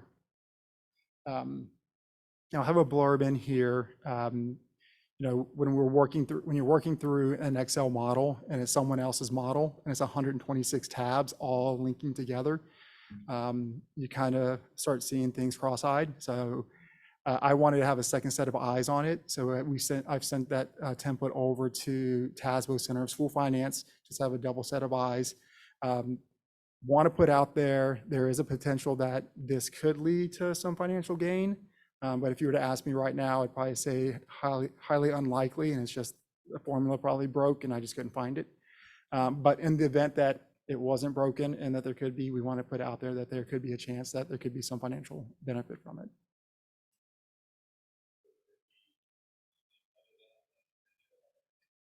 They're highly unlikely a financial loss. It would be a net neutral, because essentially what they're doing is reducing the tax collection, which then reduces recapture. So it'd be net benefit. The worst would be net benefit. So when we look at the historical tax rate, here we go back to 2011, but Superintendent Cordell and I looked back as far as 1999. And in the current year, it will be the lowest tax rate that Lovejoy has seen in 24 years. So going back to 1999, it was at $1.65, all the way down to $1.2575. So the proposed tax rate, $1.2575, of which 0.50 is our M&O, and 0.75 is our debt service, and 0.7575 is our M&O. That's the proposal. That's right. So 75 for M&O and 0.5 for INS. So with that, I'd open for questions or a. So just to make sure I understand, so for those of us that opened that lovely tax bill in April or May, and we're taking a look at what that might look like for our families to make payment, if I'm understanding, there'll be two potential changes to that number. The first, pending an election in November, is that right now we're calculating a $40,000 exemption on those taxes, that has the potential to go up to $100,000, reducing our taxable value and therefore correct. reducing tax paid if that passes. And that second, that the tax rate from the prior year of 1.4429 will go down by 18.54 cents versus maybe the estimate that you received earlier in the spring. Does that make sense? So tax Yeah. bills going down, Tax bills down. benefit to the family, but at the highest level, doesn't impact how we're funded as a school district. That is correct, yes. I would say emphasize the tax rate going down. Yep. Because we know what property values are doing. Thomas, we're not holding you to it, but if the Excel spreadsheet's not broken, what was the amount you sent to TASB? Yeah, I'm not comfortable with sharing that number because Art, I'm keep it a little leaning stink. more towards that it was probably broken. So I don't want to get any hopes up, but it calculated a gain, which is unusual. Caught me off guard, so I wanted to have a second opinion. And we'll have an update for you We'll at the have an September workshop. Absolutely. Is Thank part you. of this, is this part in the process where I know we have something that has to be posted or put in the newspaper, or it's all part of this Yep. process? Is So that that where was we all are part right of the now? June process. So we posted it in the newspaper and everything. And this is just a follow-up to the NCR.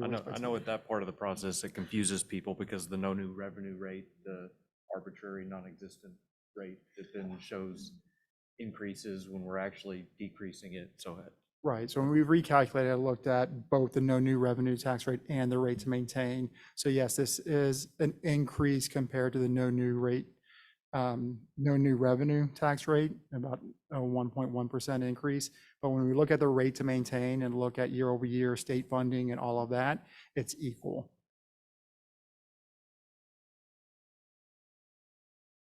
So with that, I consider a motion to adopt the rate. So I would add that this tax rate adoption does require specific language. So I did add that into the executive summary.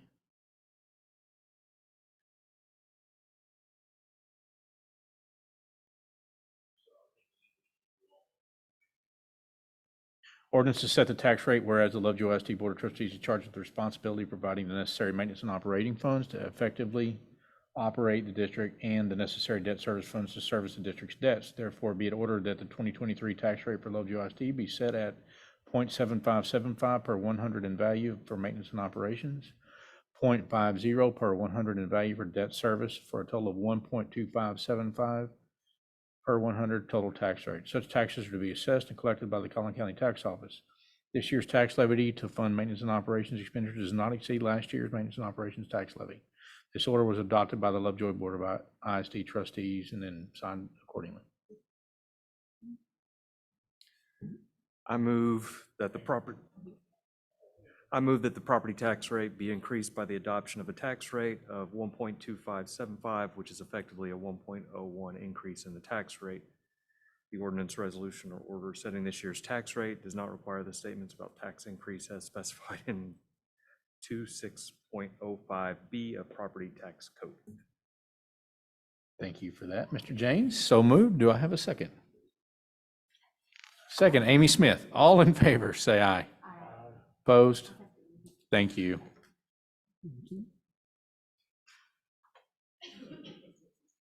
All right, that was a mouthful. Item number 21, consider an act on the student nutrition equipment purchase over $75,000 and request for proposal. Mr. Willman.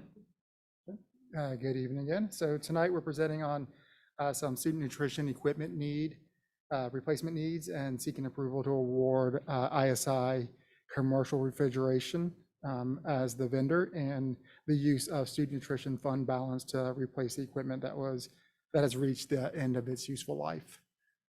So before we go over the different items that are needed to be replaced at our schools and our kitchen, just kind of want to review kind of the financial status of the student nutrition. So when we look at the past 5 years, you can see that the last 2 years we have ended the year at the surplus budget. Where you can see in the previous years we ended the year at the deficit.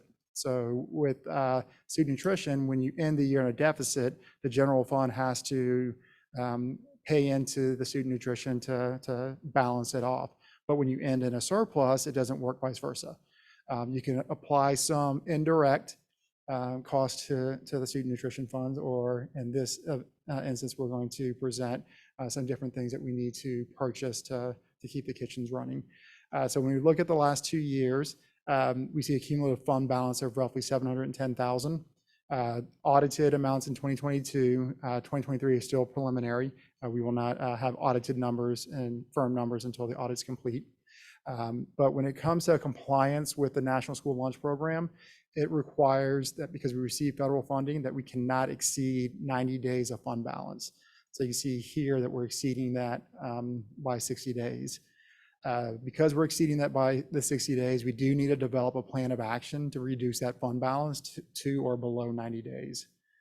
So what our plan is that our Director of Student Nutrition, Matt McCarty, who's here with us tonight, went around and looked at the inventory in our kitchens and determined that these items here have reached the end of its useful life, and we do need to replace them.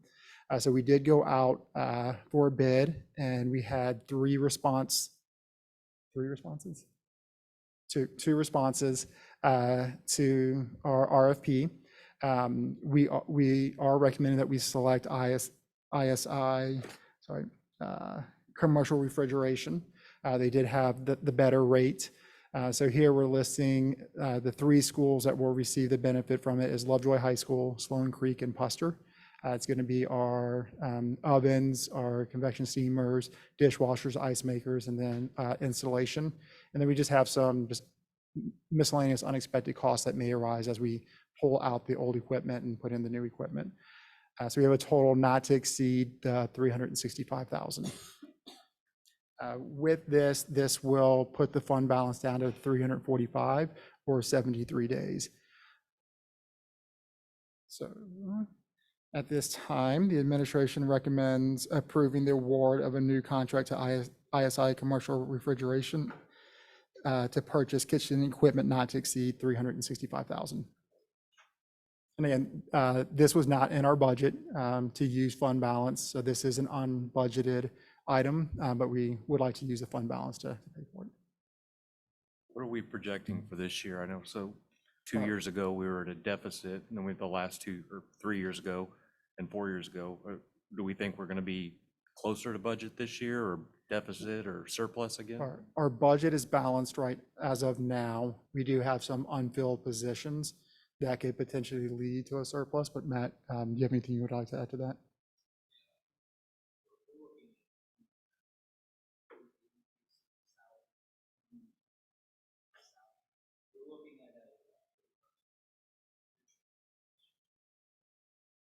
How many unfilled positions do we still have? Are we still actively sourcing those?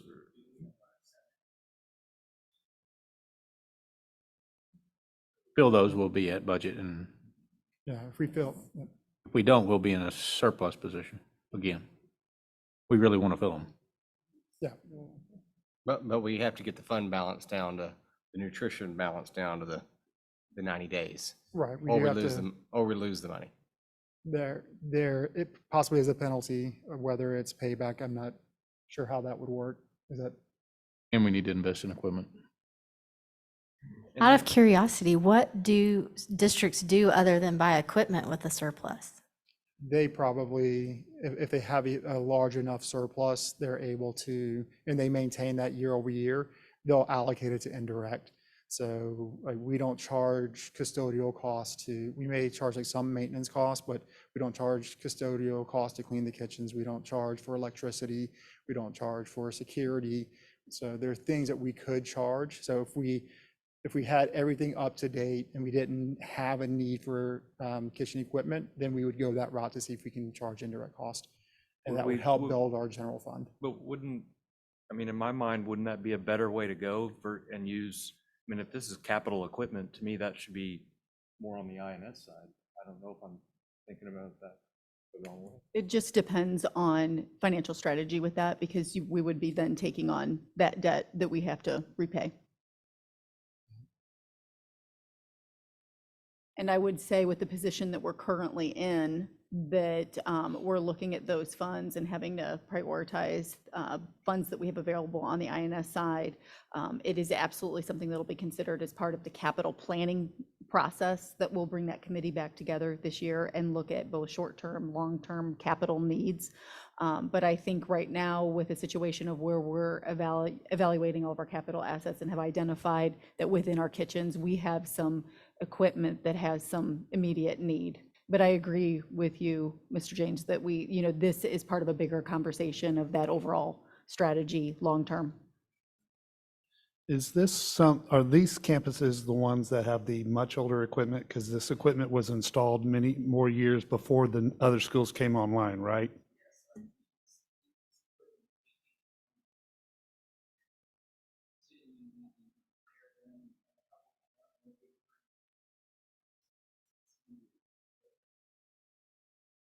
So this was deferred maintenance that we're catching up on. That's exactly what you're recommending. That's Okay. correct, yes.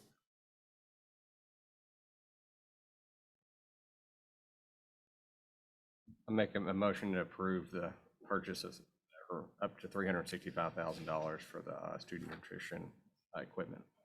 Second. So moved. Mark Wheelis, second Julie McLaughlin. All in favor? Aye. Opposed? Thank you.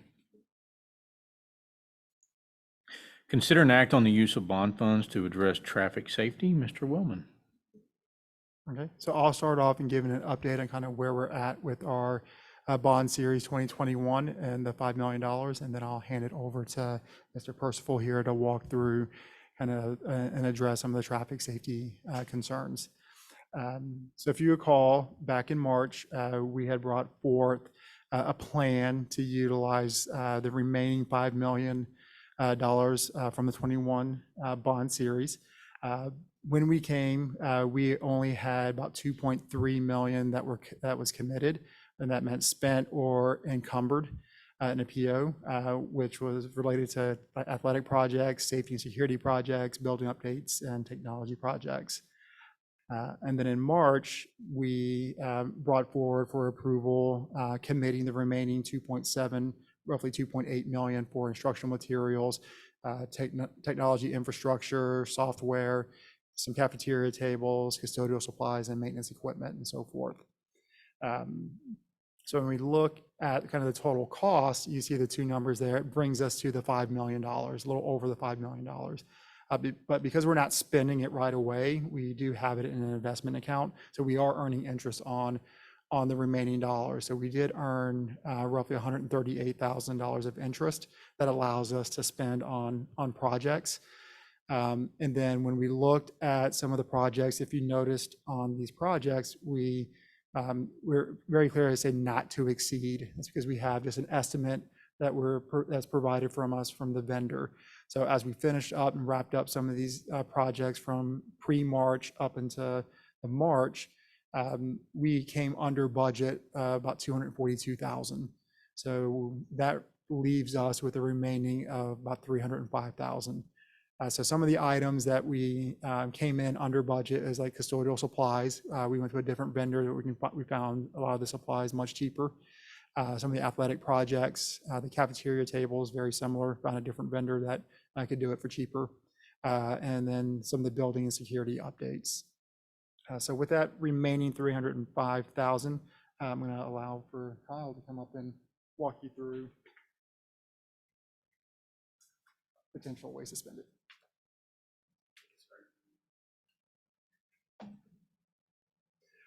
Good evening. And thank you, Mr. Willman.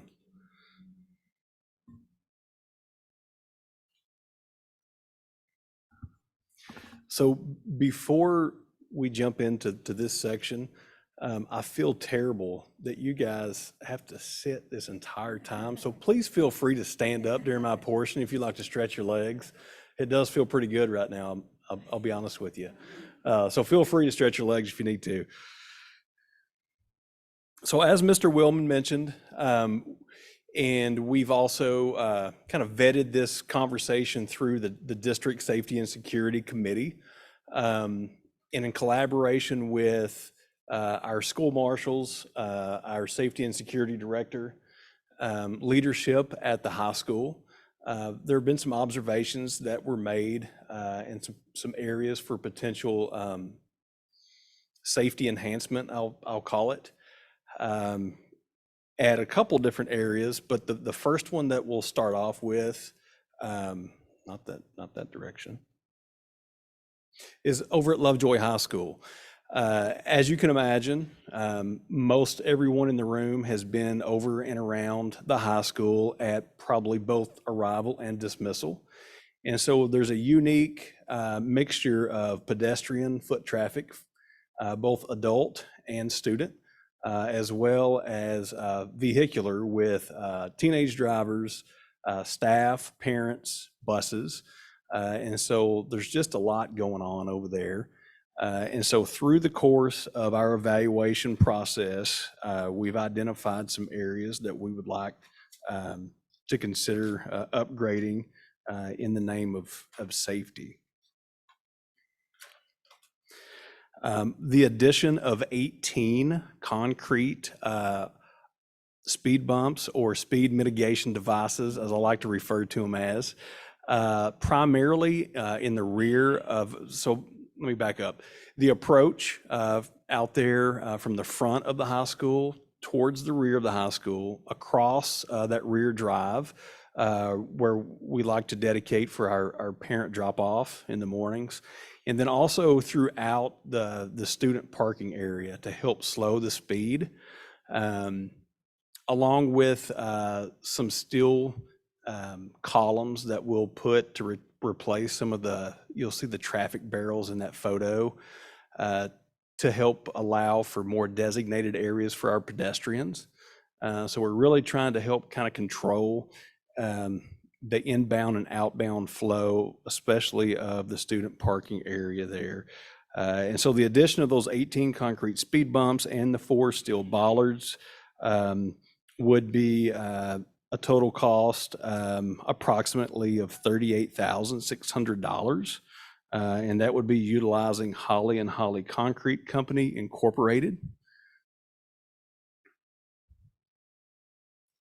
And the next slide there, over at Willow Springs, there's a pedestrian area there behind the school near the athletic area where our students cross. And they come across over to the athletic field, whether it'd be over to the track, to the field, or over to those outdoor spaces back near the tennis courts. And so we've got some what I would consider temporary speed bumps there, and we'd like to replace those as well with more permanent concrete to help mitigate that area and increase safety for our students that are afoot back there, both in the morning and again in the afternoon. And then this last slide shows Sloan Creek. So over at Sloan Creek, whenever the school was constructed, there were some expansion joints that are there to do exactly what this expansion joint did, so that when there's movement, it will expand and contract, especially during times like now where our soil in this part of Texas likes to restrict. But there's supposed to be a cover across that. You'll see on the right-hand photo, there's an expansion joint cover. On that left side, the cover wasn't installed during construction. And so you've got the unsightliness of the busted tile, but it's also a trip hazard. So we'd like to bring in a contractor to mitigate that and get that back to the way that it needs to be. That would be right at $14,000 to come in and address those areas over at Sloan Creek. And that would be utilizing One Source Commercial Flooring, LLC. And then this one, if you've been anywhere in the district and you've driven across the parking lots, you probably noticed that some of the striping and the paint on the concrete is in need of some refresh. And so we would also like to update the fire lane paint, parking lot striping, and all of our ground directional signage at our campuses. Some of the current signage on the ground with the arrows is not in alignment with our current carpool practice. So we would like to bring all that up to standard and get some fresh fire lanes. This would also include over at the high school, all of the student parking numbers would all be redone as well. So we would like to propose this project, and the cost for this one would be approximately $45,949, and that would be utilizing Supreme Striping LLC. And that's just, I got so excited about that when I put it in there twice.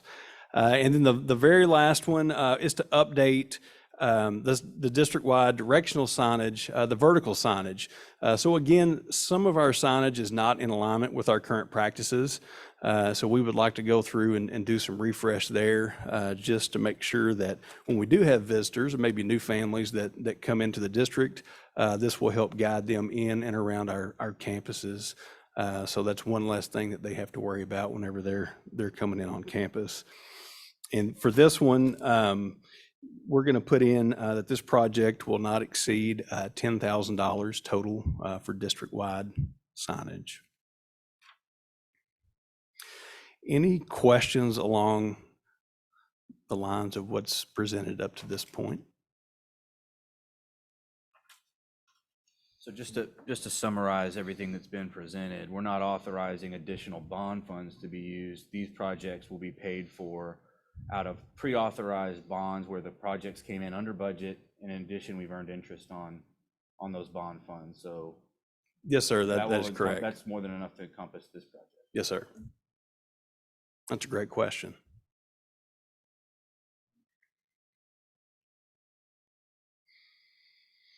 So if there are no questions, we do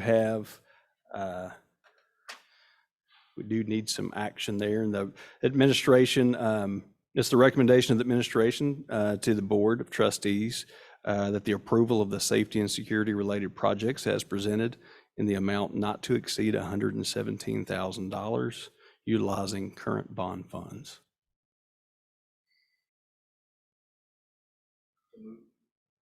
So moved, Jeff Wood. Second, Jason James. All in favor? Aye. Opposed? Thank you. Thank you. All right, item 23 would be cabinet reports.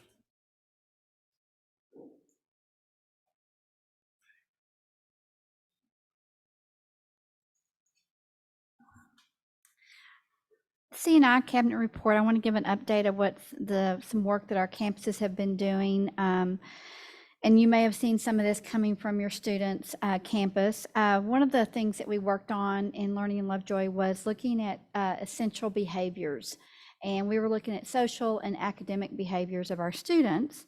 And these were the learning outcomes that we established, is that the campuses would identify social and academic behaviors for their campus, and looking at evidence of how they have learned that, determining what proficiency would look like of those identified behaviors, how staff would go about explicitly teaching those behaviors and reinforcing that, communication plan out to parents on what the expectations were, but also how would the adult behaviors, what would they reflect in order to support this?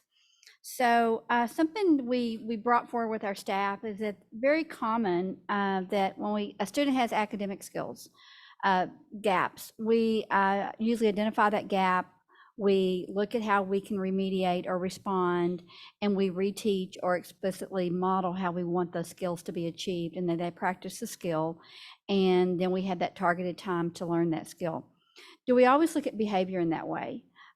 So being more intentional about what our expectations are with students and how we teach those behaviors. So one of the things we talked about is that, would you give a student a consequence for if they did not read fluently? Most likely not. So if we're not being explicit about what our expectations are and we're not teaching kids what that looks like, sounds like, then we're not doing our job as adults. So our campus did an outstanding job of identifying those for their campuses. And as I mentioned, a lot of the focus was, what are the adults doing on our campuses to support those academic and social behaviors? So as a staff, we looked at ways that we could connect with students, how we could communicate and help our students understand self-regulation, and then focus on capability building, building on the strengths and the abilities that our kids already have. So I gave an example here. This came from Willow, and they use the ROAR as their focus on their academic and social behavior. So R stands for respect, O stands for ownership, A for attitude, and R is resilience. And what you see there, those are actual posters that kids help their teachers develop that they were committed to doing, as well as the adults there. So you're going to see different attributes or skills that our campuses landed on, and the feedback that we've been receiving from our staff, it's been very positive. So we're looking forward to seeing the results of the focus on these social and academic behaviors. So thank you.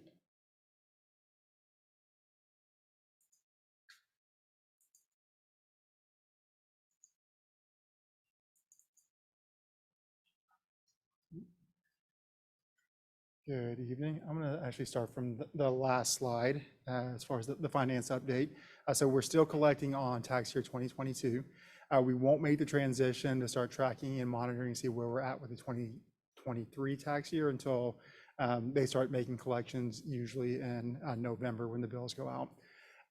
So currently right now, we have collected 101.7% of our tax collections compared to last year, we only collected 99.27%.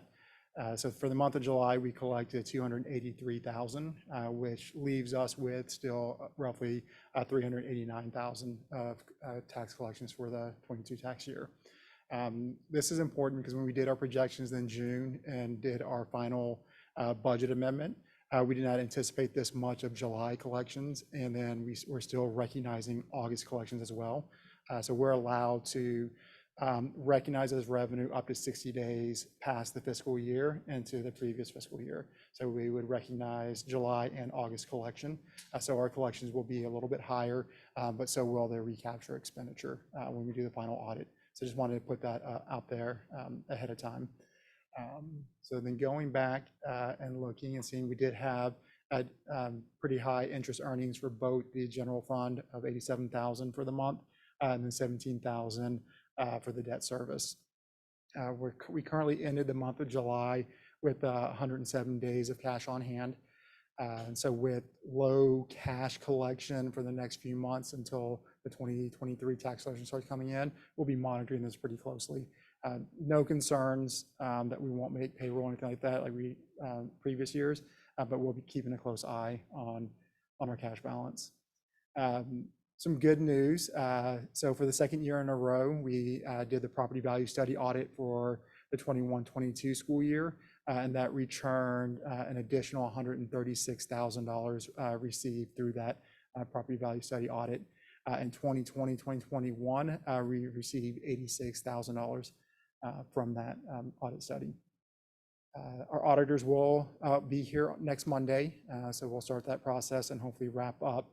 He'll probably have the final audit report for us to review probably the end of September, because he'll wait for the final or near final TEA summary of finance, which would show the state aid and recapture and all of that. Another kind of celebrating our payroll team. Every year, our payroll, we try to provide excellent customer service to our new staff. Most of our staff aren't always coming to us locally. What that means is that, so our teachers, their first pay is going to be September 15th. So locally, most school districts run on the same kind of calendar. So their last pay from their previous district would have been August 15th, so they don't miss a beat. But if you're a new, right out of college teacher, and you're kind of depending, you started work on 7/31, and you're not going to get a paycheck till September 15th, that may provide some hardship. So we provide an option for our staff to spread out their pay instead of over 12 months, over 13. So they did receive 20 of our new Lovejoy ISD employees received a paycheck on August 15th.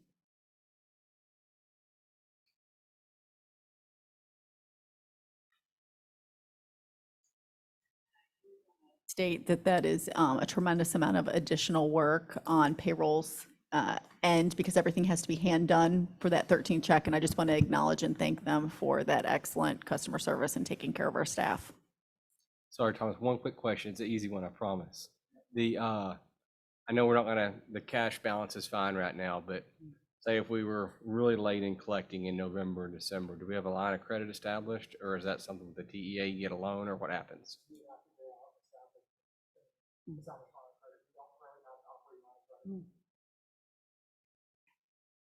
I have one other question too, Thomas. I noticed sometimes in the finance reports that you put into the consent agenda, you say you're monitoring the cash balances, but sometimes it'll show a negative balance on checking and various funds.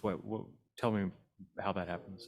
These are special revenue funds that either have negative cash balance, so for drawdown grants, one time they use their Title I, you have to spend the money first and submit for reimbursement.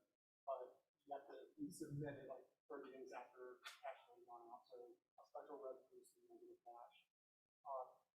I try on the general operating account, sometimes it runs in, like from a books perspective, runs into a negative, but from a bank perspective, we're consolidating our special revenue account or student groups, all with the foundation, things like that. With cash balance, but from our account books, it will show as negative, but the investment accounts consolidating negative balance.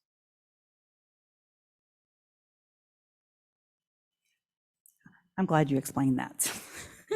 That's a lot. I'm just happy that we were able to give 20 teachers a 13th check. So in HR, of course, this summer we did a lot of hiring and onboarding of employees, and we got to celebrate them. We had our new teacher luncheon July 31st, and Mr. Bobo and Ms. Smith were able to attend. It's a lot of fun. It gives us an opportunity to bring our new professional hires, our new teachers, provide lunch, and we want to thank our PTO council for providing that. They actually serve them. We play some games. It gives us an opportunity to engage employees and to learn a little bit more about them so we know them. We're small enough here. We have that community feel. It's just a good feeling. As you look at the pictures, you'll see some returning Marie Clouds up there. You'll see Wendy Abear up there, but you'll also see Pocahontas. You'll see Brenda Sanchez with the long dark hair. She was Pocahontas for Walt Disney. So we got to know her a little bit, something unusual. There in the top left corner, the tall guy, that is Corey Craddock. I actually went to high school with Corey Craddock's dad. And he was a fourth grader at my school many, many years ago. Not that I'm old enough to realize that, but yes, he was a fourth grader on my campus, and we got to catch up. So it's fun. It was a lot of fun, and they were so grateful just being able to spend the time. Casey was there and shared security and some information. We also had technology there, and they had their computers and were able to log in, learn about ClassLink, all those types of things. Just wonderful afternoon and opportunity for our new hires. So do appreciate having that opportunity there. We know how important our new hires are, and we also want to keep them engaged, and we want them to come back year after year after year. As I tell them, it's their first onboarding they'll ever experience. And so we did this past week. We all, as the cabinet, we popped in and saw all of our new hires. So there was about 70 of them, 75 of them. So we visited them. We gave them a bag of popcorn and was just checking on them, gave them a card and our business cards. And if there's anything you need or anything that we can do to help support them, we want to be there for them and let them know that they're in the right place and how special Lovejoy is. And it was fun. It gave us an opportunity to get out. It gave us to see kids on campuses also. But we had just a great time during that. And so we're going to continue doing some of those types of things throughout the year. I'll be sharing those with you. We hope to get out every month. And we also have a plan to see some of our returning employees too. So you'll be sharing that also.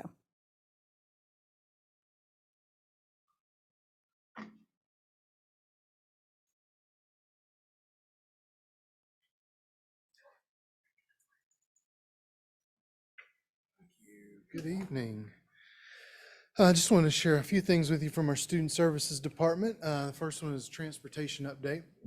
We have currently, it fluctuates from day to day, but roughly 1,355 riders. We've been able to add one route. kind of have 13 and a half routes. In the morning, we've added another driver because we've had one available to us to help eliminate some of the time or some of the, to get through some of the traffic a little bit more easily. Out on the southeast end of the district by the bait shop, there's a lot of traffic in the mornings. And so we were able to add a route out there, so a half route, if you will, because they don't go out in the afternoons. But we were having trouble getting some of the buses to our campuses on time from that end of especially from that end of the district. And that has kind of worked itself out since we've added that half route. Right now, we have 133 staff children that ride our shuttle buses, along with 93 Alpha Best students. And so those are the staff children Alpha Best students ride 2 different shuttle buses. They start at Sloan Creek, and then they kind of split. One goes to Hart, one goes to Puster, and then they kind of start moving throughout the district from campus to campus, delivering our Alpha Best students over here to LCDC, along with our staff students from campus to campus, delivering them, or either taking them from their parents' campus to school each morning, or delivering them back to their parent in the afternoon. Just an update, our Lovejoy volleyball team has returned from Hawaii, where they had a very successful showing. We got a little bit concerned because my geography of Hawaii is not great, so we didn't know exactly where they were in relation to some of the fires out there. And we in such a terrible situation, we were happy to know that they were not impacted by that. So they were on a different island. Their travel, we stayed in touch with Dara Burris, who is the Booster Club president, who was out there, and also with Coach Puckett, Natalie Puckett, just to make sure that they weren't impacted. They were getting to and from the places they were needing to go to. They were evacuating some people from the island where the fires were onto their island, but they were on a different part of that island. So even their travel outside of or away from the airport wasn't impacted either. So they had a really smooth trip. You can see that they are not dealing with 110-degree temperatures in the evenings. They enjoyed their evenings on the beaches of Hawaii with fireworks instead of roasting in North Texas these days. So they had a great trip, though. I'm glad we were able to allow them to do that. And finally, just our fine arts department is having a really good start to the year. I've been able to go out and watch our marching band. They start early. People talk about our football team starting early. Our marching band works their tail off, and they are out there early. Christopher Adler, you don't know what kind of hat he's going to be wearing to keep the shade off of his head. We got a lot of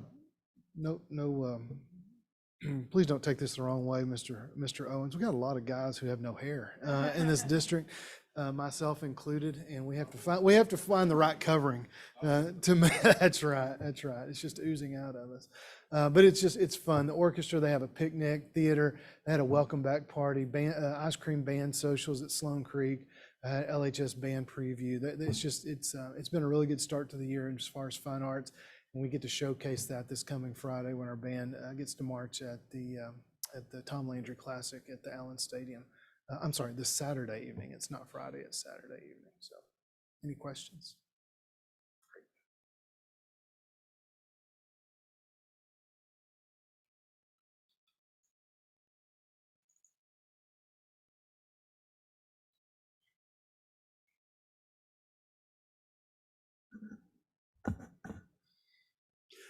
My offer still stands if you need a stretch. So I just want to take a moment to give you guys just a quick update for our district support services. The last time that we were together, school hadn't kicked off yet, and we were kind of doing the countdown. Now we're 9 days into the school year, and the excitement still lingers on, which is I'm thankful for. Our staff and our students, our principals, our administrative team, all still has the energy, and I'm excited to be part of the Lovejoy team. So you'll probably hear me say it many times moving forward. We cover maintenance, facilities, grounds, custodial, safety, and security. And so we're going to jump into maintenance and grounds. Our supervisor is Alex Roman. Alex is a man that is skilled in many areas. He's a supervisor, but he is also a doer. Many times when I call Alex during the day, he's on a rooftop somewhere. HVAC is kind of his skill, probably his most skilled trade. And so right now we're extremely lucky to have him and his skill here in the district. As you can imagine, he's run into quite a few opportunities for repair with the temperatures that have soared.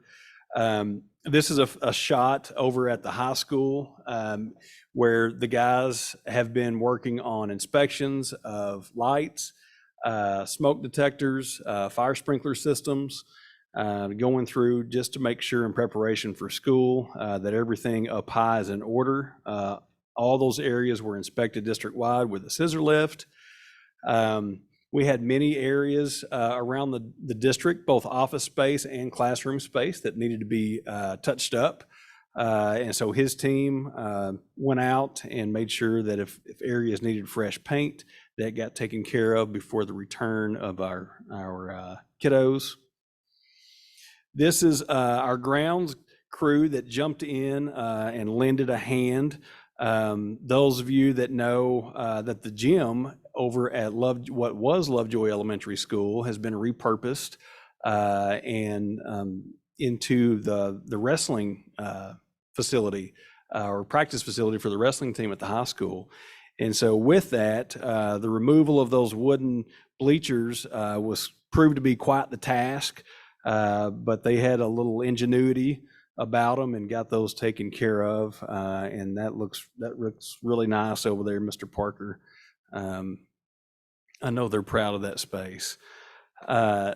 Just another shot with the heat and lack of rain, irrigation has been in high need and demand.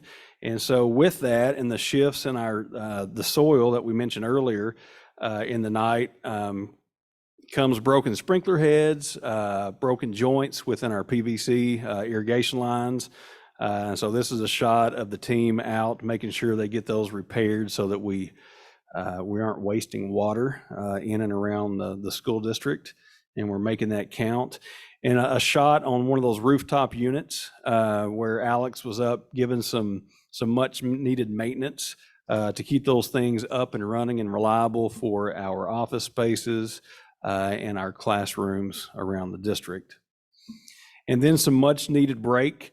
That's just the team getting together for a little celebration and a little food there at the end of a hot, busy day.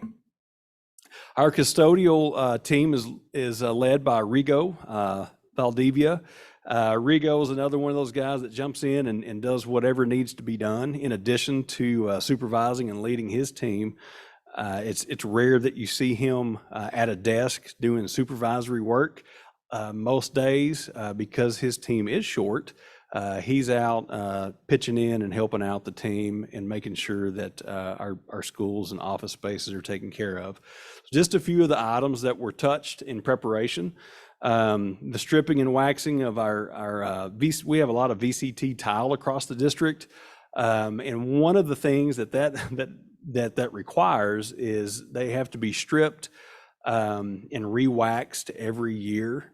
So you strip that down through a cleaning process, and then they have to go back and put multiple coats of wax on top to bring that shine back out and to protect the tile itself from damage just from foot traffic. Deep cleaning carpet in classrooms and office spaces across the district. Power washing restrooms, especially those student restrooms, just making sure they start off nice and clean.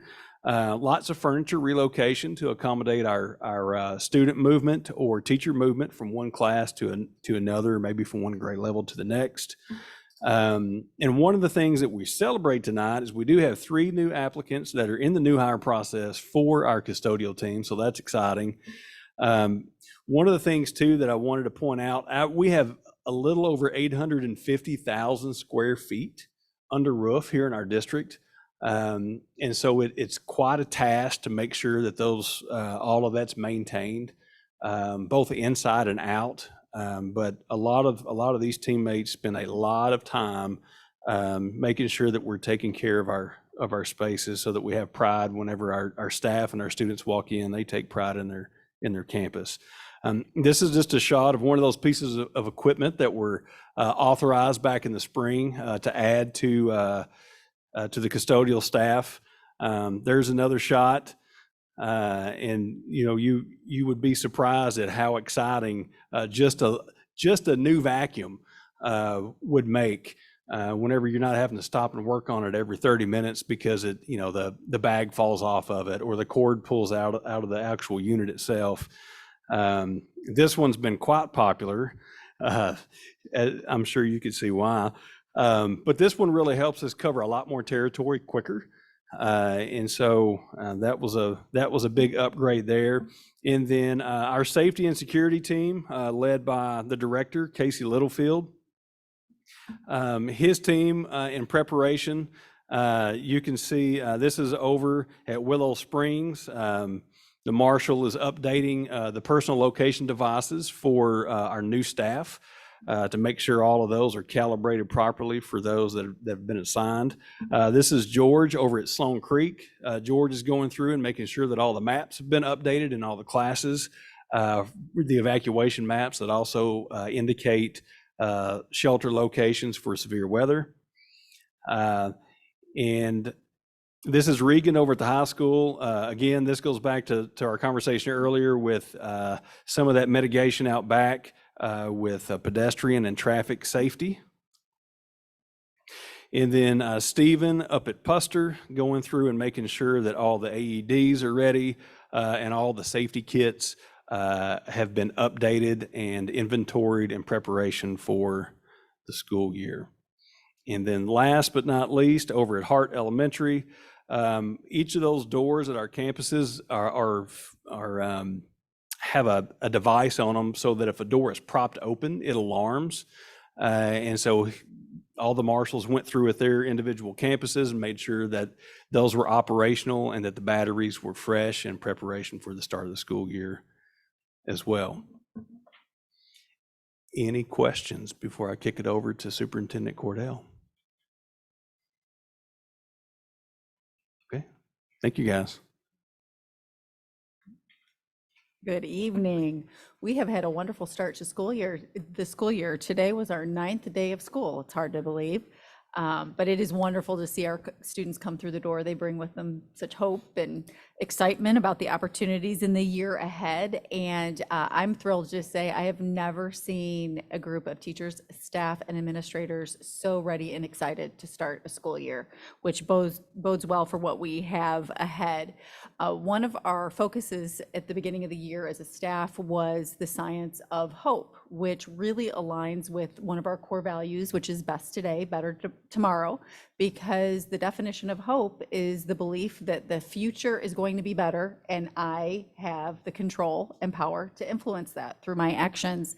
And we consider all of our educators in this district, and by educator, I mean every one of us that is on Team Lovejoy, to be hope holders, because we knew we are doing the most precious work of holding the hope of our students in our hands.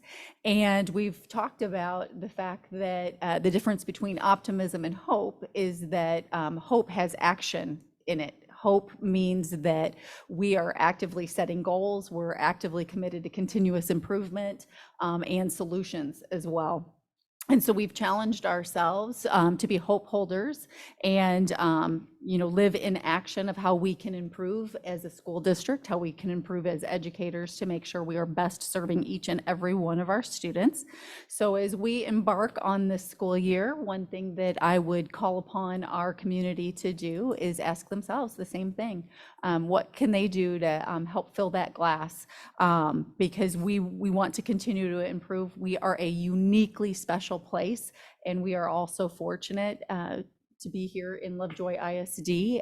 What can we do to make sure that we stay uniquely special and continue to improve and grow in all the ways that we can to make sure we're taking care of our students? So some specific ways we can do that is obviously something that you all talked about earlier, paying attention to this upcoming special legislative session that'll have a lot to do with public education. And then, of course, building relationships here locally with the educators that serve your children. the teachers, the counselors, the administrators. We want to be in relationship and conversation with you. So please don't hesitate to reach out if you have ideas, most certainly if you have concerns. We want to be in partnership with our stakeholders. So we're off to a great start, and I know it's going to be the most incredible school year we've had to date. Thank you, Ms. Cordell. Really appreciate that message. Public comments related to non-agenda items? No comments.